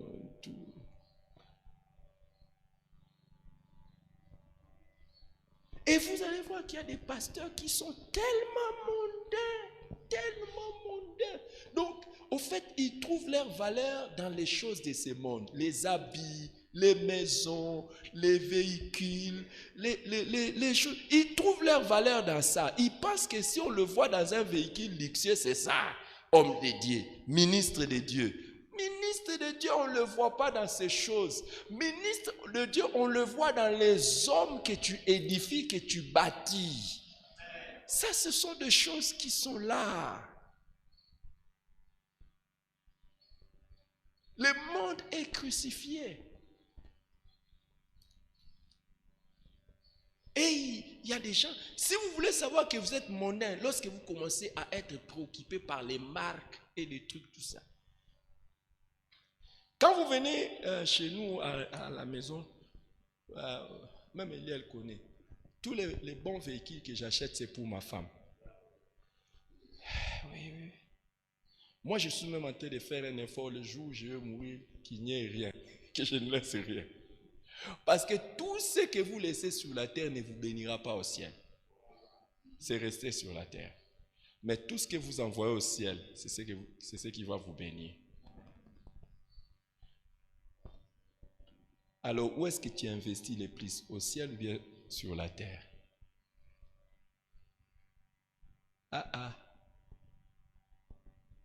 Moi, par la grâce de Dieu, je peux dire aujourd'hui, cette parcelle de cette église. Et quand je dis ça, ce n'est pas pour moi, c'est pour l'église. Ça restera. C'est moi qui ai acheté. C'est moi qui ai acheté. Et je peux compter maintenant avec les pouces, l'index, les machères. Je peux compter maintenant les parcelles que j'achète pour lui. Par la grâce de Dieu. Et ma femme, posez-lui la question. Quand je fais comme ça, après il me dit, et nous? C'est quand même normal.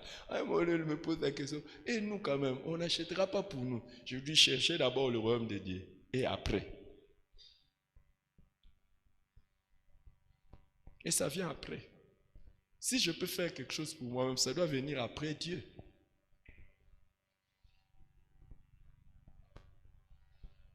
Et je dois arrêter là. On a prié tout à l'heure.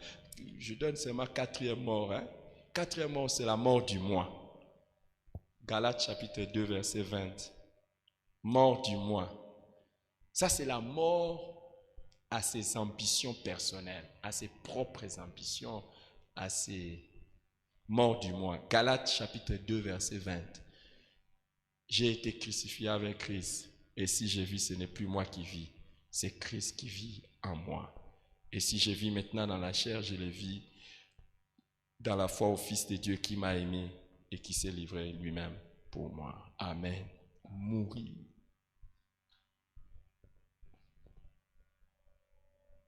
Mourir à ses ambitions, à ses aspirations personnelles. Et ne vivre que pour les ambitions de Dieu. Les ambitions de Dieu, les ambitions de Dieu, les projets de Dieu. Je suis là pour les projets de Dieu. Vivre les choses pour les projets de Dieu. Waouh! Maintenant, Jésus dit quelque chose et je vais terminer. Ne vous en faites pas. Je sais que vous êtes fatigués. Si. Hein? Non, je plus. Je vais plus continuer parce que là, vous êtes en train de vous fatiguer de moi. Je vous dis quelque chose de très intéressant et puis je vais arrêter. Eliel, il faut m'écouter maintenant ce que je vais dire. Ok? Écoutez, Jésus dit,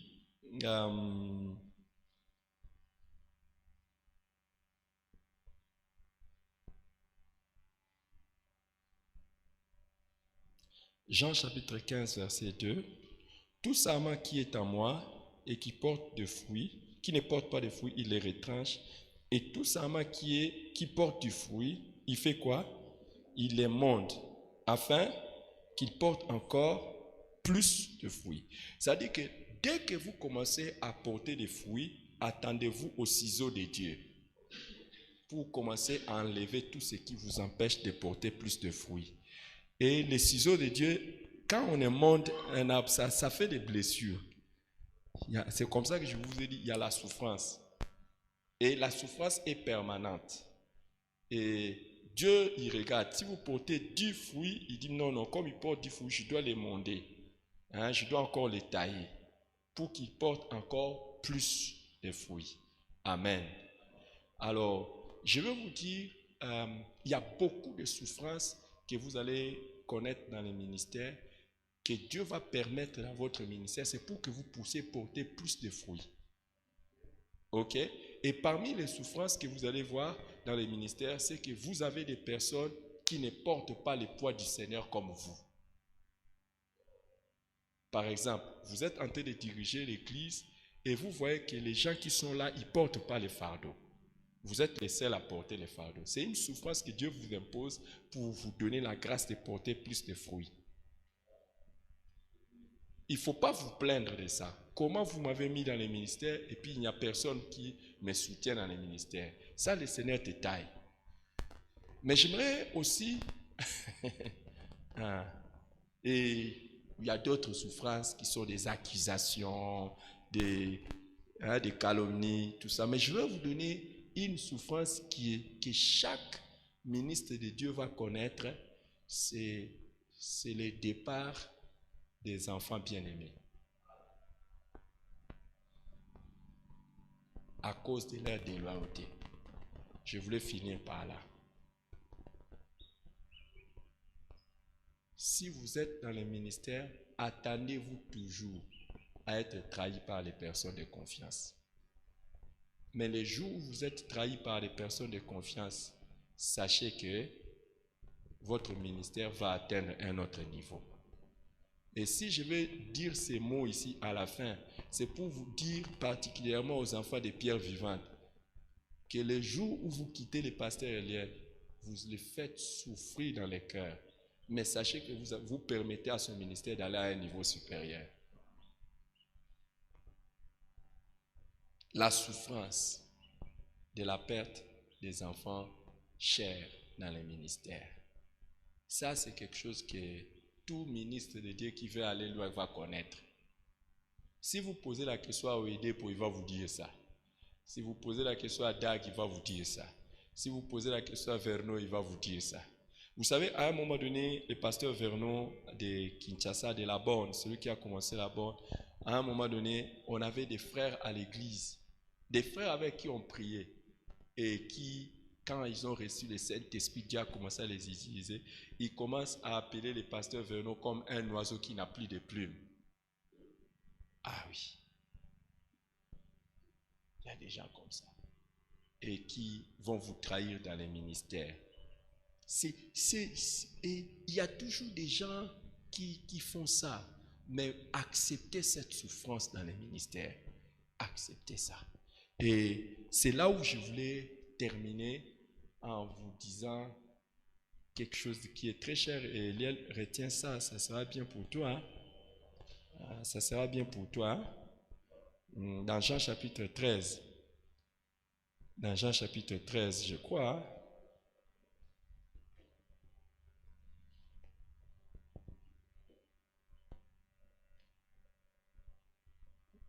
J'aimerais que nous puissions lire ça. Jean chapitre 13.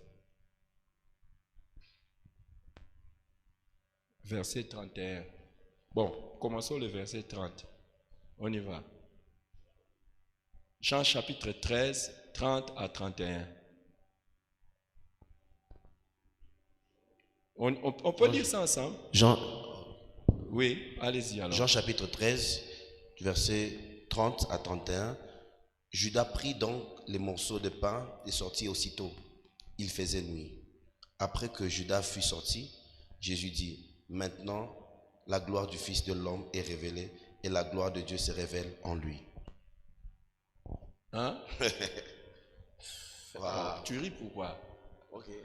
Oh, ok quoi? Pourquoi il dit ok? Pourquoi il rit? J'ai vu quelque chose. Tu as, hein? Je viens de voir quelque chose. Oh, tu viens de voir quoi? Qui a lu ça? Sérieux, hein? Lorsque Judas s'est hâté de partir, quand il a pris les morceaux, vous savez, Judas, il a pris les morceaux avec qui? Avec Jésus. Judas était le plus proche de Jésus. Hein? Parce que Jésus a dit, quand les disciples étaient en train de se poser la question, qui de nous trahira Jésus? Jésus a dit, c'est lui qui va tremper avec moi le pain. Hein? C'est celui-là. Et dès qu'ils ont trempé au même moment, donc c'était parmi les 12, c'était les plus proches. Et de manière à ce que même quand Jésus a dit à Judas, vas-y, fais ça, tout le monde a cru que Jésus l'a envoyé aller acheter des histoires. Pourquoi? Parce que Jésus avait toujours l'habitude de lui souffler les choses. Et ils ont trempé la même chose avec Judas. Et puis, la Bible dit, il s'est hâté de partir. Dès qu'il sortit, Jésus a dit quoi? Maintenant quoi? Le Fils de l'homme, les jours où les traîtres partent, c'est le jour où la gloire du Fils de l'homme va être révélée. Alors, chaque déloyal doit savoir que son départ ne va pas faire le mal. Son départ va amener la gloire. C'est pour ça que les déloyaux les plus dangereux sont les déloyaux qui restent dans l'église. Parce qu'ils nous empêchent de voir la gloire de Dieu. Ils forcent, ils sont toujours là en train de nous combattre, de créer des problèmes dans l'église. Mais, et les pasteurs, non, les jours où ils partent, ne t'en fais pas. Ton ministère entre dans une autre dimension de gloire.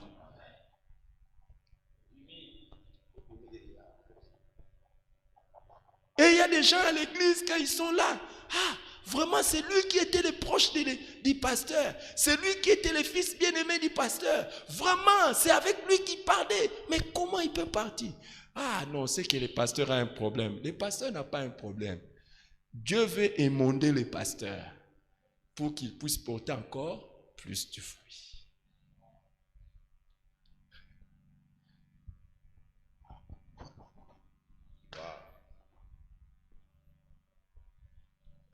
Je vais...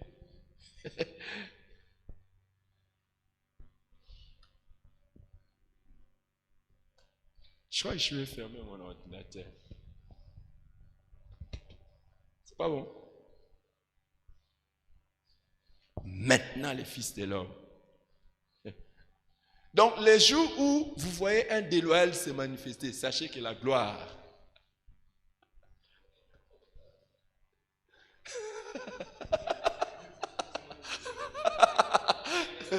que je laisse quoi? Que je laisse l'ordinateur au pasteur Eliel. Il y a des choses ici.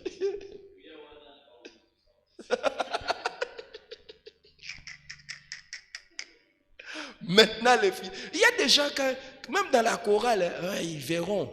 Les jours où je vais quitter cette chorale, ils vont sentir que j'étais important. Quitte. Tu verras que la chorale va devenir meilleure. Le jour où tu dis non, moi là, on me néglige, on ne comprend pas, je vais quitter, quitte. Tu vas voir que la gloire de Dieu va encore se révéler. Peut-être que la gloire n'attendait que ton départ.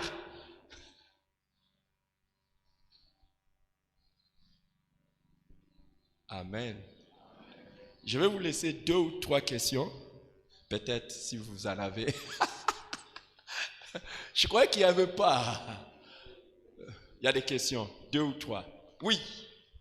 Amenez le micro ici, s'il vous plaît, pour que ça entre dans le son là-bas. Je vais savoir qui ont des questions. 1, 2, 3, c'est fini. Il y a la sœur qui est là-bas. 2. Qui encore? C'est pour que, c'est pas quand les gens vont commencer à poser des questions, toi aussi, moi aussi je veux. Je vais récolter toutes les questions du coup. Et puis, ok, il n'y a que 2 personnes. Oui, allons avec le frère et la sœur. On commence par la sœur, oui. Merci. Mon question, c'est, vous avez dit que on ne voulait pas aimer l'argent, mais vous avez donné aussi votre témoignage que c'est vous qui soutiennent le ministère. So, je voulais demander comment un ministère peut soutenir la ministère. S'il n'a pas l'argent. S'il est 100% sans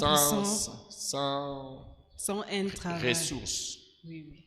S'il est à temps plein dans les ministères. Yeah. Okay, I can. Okay. Sorry. Okay. Can I say it in English? I got it immediately that you have some problem in French. That no problem. I can get you in English. Yes. Okay. Please. My question was this: Yes. that if you mentioned that, like, if a person is 100% a minister, In ministry, a full-time ministry. full-time ministry, Yes. how can they also finance, like you gave your testimony? It will come a time that in full-time ministry, your ministry will be blessed. In terms of financial issues, and yourself you will be able to support it.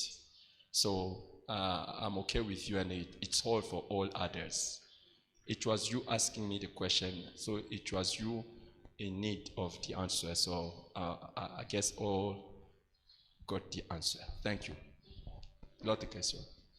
Sa question était pour elle. J'ai répondu aussi à elle. Est-ce que ça vous concernait? Elle a demandé comment est-ce qu'un ministre qui veut soutenir son ministère, il est à temps plein. Où est-ce qu'il aura les ressources? Minute. Quand tu commences le ministère, comme par exemple Jésus, il a dit à ses disciples, lorsque je vous ai envoyé sans rien, avez-vous manqué de quelque chose? Quelle était la réponse des disciples? De rien.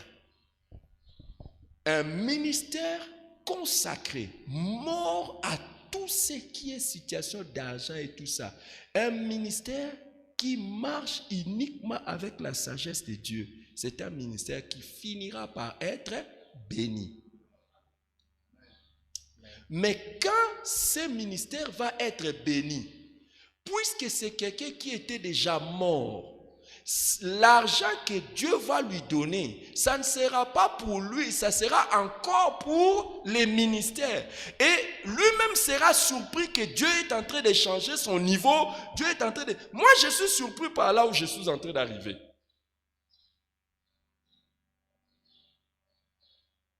Mais alors, encore, je reprends ce que j'avais dit hier. Dieu n'a jamais dit à quelqu'un ne fais rien. Nous travaillons pour Dieu et notez cette phrase, à chaque appel correspond le degré de renoncement. À chaque appel correspond le degré de renoncement. Tu ne peux pas renoncer à beaucoup d'autres choses alors que ton appel ne demande même pas ça.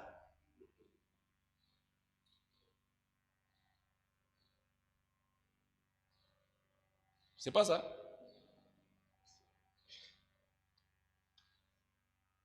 Et si ton appel demande à ce que tu renonces à toute forme de travail en dehors du ministère, renonce à tout.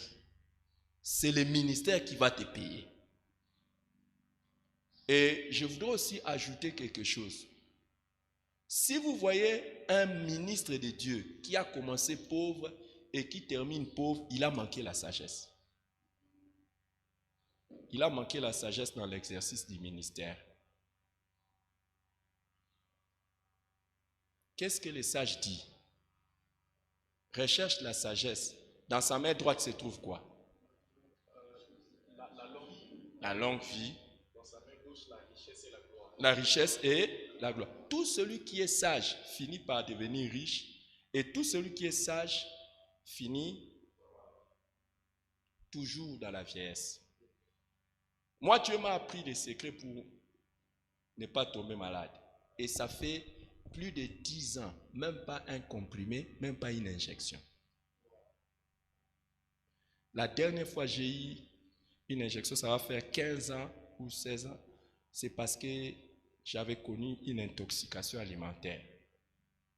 Mais le secret, c'est dans la Bible, pour ne pas tomber malade. Hein? Genèse, Apocalypse. Par exemple, parmi les choses, si tu ne veux jamais tomber malade, parmi les choses qu'il ne faut jamais faire, il ne faut jamais parler à mal d'un homme de Dieu. Ça, c'est parmi les secrets. Il ne faut jamais parler à mal d'un homme de Dieu. Jamais. Ça,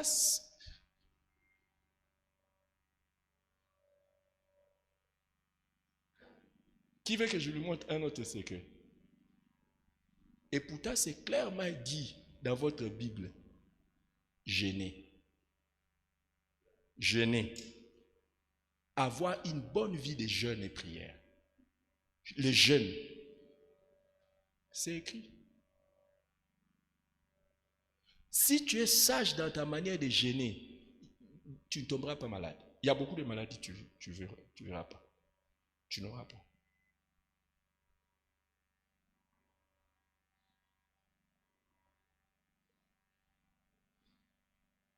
Jusqu'aujourd'hui, par la grâce de Dieu, beaucoup de gens disent, ah, ce pasteur-là, ce jeune pasteur-là. Je suis jeune.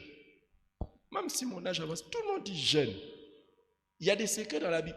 Et commencez à lire votre Bible et vous allez voir combien de versets parlent du rajeunissement.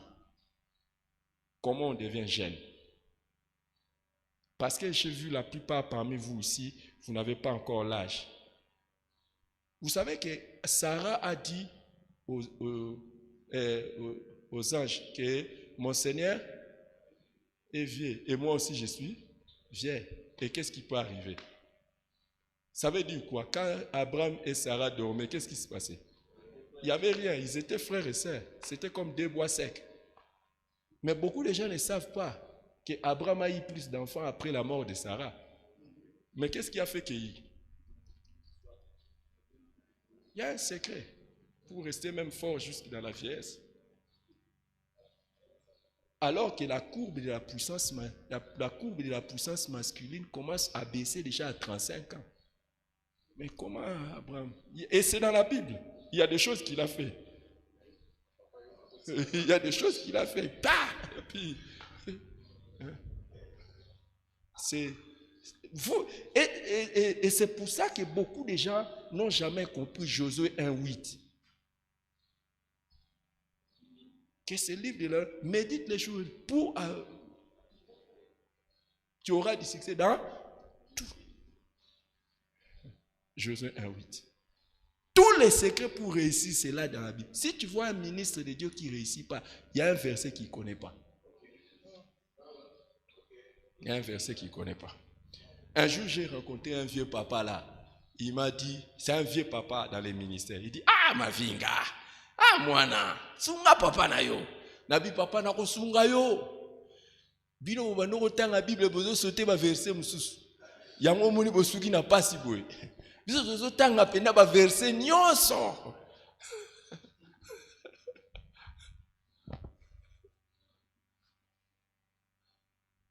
Amen.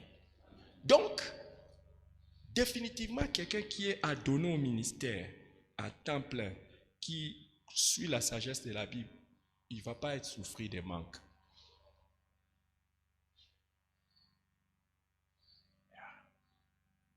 Maintenant, je vais dire quelque chose qui va être de haut niveau. Mais pas de haut niveau dans le sens haut niveau. Quelqu'un qui se donne à temps plein sera le meilleur professionnel dans tous les domaines. Oui. Les pasteurs qui se donnent à temps plein et qui se donnent dans la sagesse, ce sera le meilleur pasteur dans tout le domaine. Médical, affaires, ingénierie et tout ça.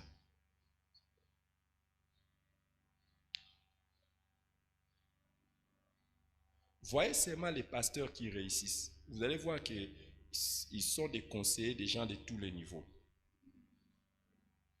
Parce qu'ils ont l'esprit comme l'esprit qui était sur Joseph.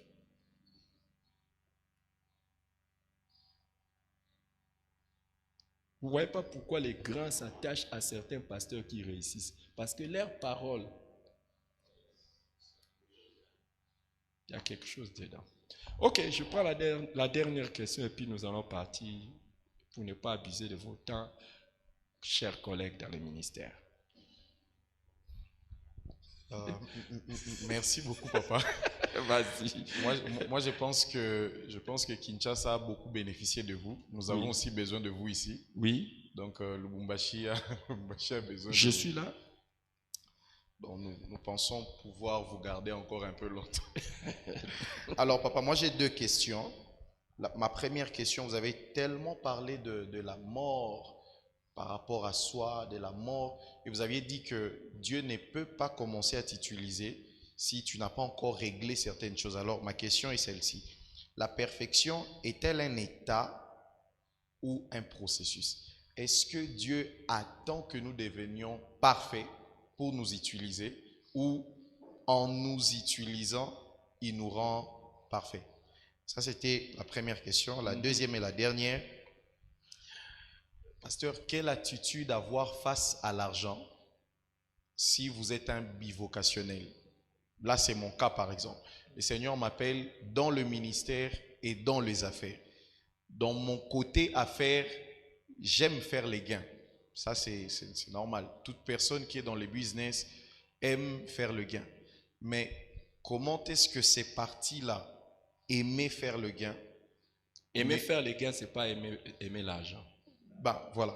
C'est aimer réussir. Aimer réussir. Ben, aimer réussir dans les affaires, ça rime avec l'argent. Mais c'est ça justement, Voilà. c'est pas aimer l'argent. Alors, comment est-ce que cette partie-là, quelle sagesse appliquer pour que la partie homme d'affaires ne pénalise pas la partie ministère? Ou comment est-ce qu'un bivocationnel peut-il vivre s'il veut aussi être consacré dans les choses de Dieu? Merci. Je voudrais te poser une question. Quelle était la spécialité de Noé? Quand nous regardons Noé dans la Bible, qui il était?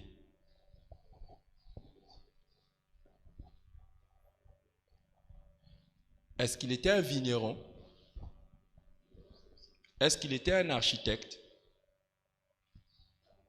Est-ce que c'était un scientifique de zoologie? Moi, je ne veux pas que tu sois bivocationnel. Je veux que tu sois multivocationnel.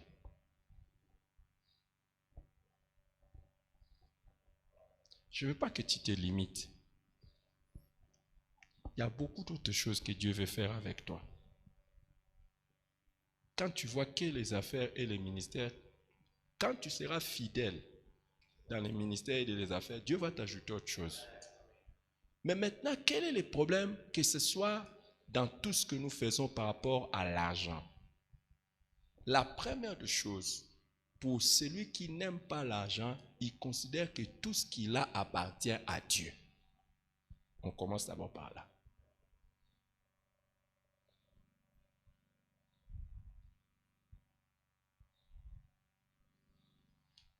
Tout ce que je gagne appartient à Dieu.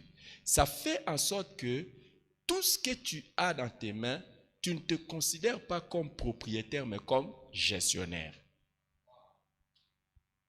Dans tout.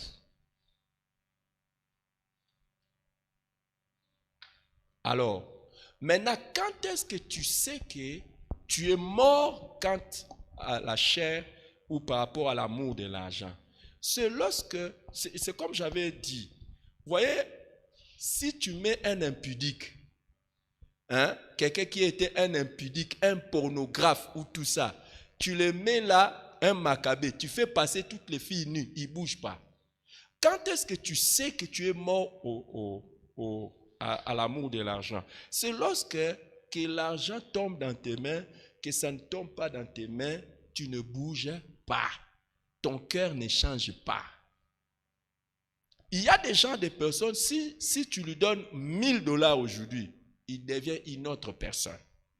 Le jour où tu lui donnes $10,000, il change, il devient une autre personne. Si tu es un bivocationnel et que dans les ministères, même quand tu as 1 million, les mêmes frères qu'on connaissait, ils restent les mêmes frères. Il balaye à l'église, il va à l'évangélisation, il fait tout. Mais lorsque l'argent que tu gagnes commence à changer ta personne, donc c'est que tu cherchais plus l'argent. Tu avais l'amour de l'argent. Alors frère, quand je parle de la mort, je ne parle pas de la perfection. Je ne parle pas de la perfection. Je parle... Tu as dit? De ne pas tolérer. Je parle du fait que tu renonces. Tu renonces à tout et tu ne vis pas dans ça. Prenons l'exemple du péché. Je suis mort au mensonge. Ça veut dire que les mensonges n'ont pas la vie en moi. Je peux être tenté par un mensonge ou je laisse un mensonge, mais ce n'est pas quelque chose qui est dans ma vie. C'est contre nature. Donc tu ne retrouveras pas ça 2 fois, 3 fois, parce que c'est quelque chose qui est arrivé. Mais moi-même, je suis mort à ça. Donc ce n'est pas la perfection. Je parle du fait que tu as totalement renoncé à ça. Et la chose n'a plus de vie en toi. Ça n'a pas de vie en toi. Et ça, c'est quelque chose qui doit précéder toute chose. Ce n'est pas quelque chose qu'on doit acquérir après. Non, j'entre d'abord dans les ministères, je sais que j'ai un petit problème avec le côté des sœurs, mais mon frère, nous qui prêchons l'évangile, tu as un petit problème avec les sœurs, mais tu vas avoir toi-même tu réagis à l'intérieur, 2, tu réagis à l'intérieur, 3, tu réagis à l'intérieur, 4, finalement, comment Dieu peut te donner les résultats? Allons-y, non? Et le jour où Dieu va commencer à t'utiliser dans les ministères de délivrance, tu dis, au nom de Jésus, une sœur déchire ses habits. Toi, tu avais déjà ces problèmes. Dieu vous bénisse. Je pense que j'ai répondu à toutes tes questions et à toutes vos questions. Soyez bénis. Et merci au pasteur Eliel pour l'opportunité de partager la parole de Dieu avec vous et d'échanger avec vous. Soyez bénis. Et merci d'avoir supporté aussi la faiblesse de mon langage. Le Seigneur va nous aider prochainement. Il va nous émonder afin que nous puissions porter encore plus ses fruits.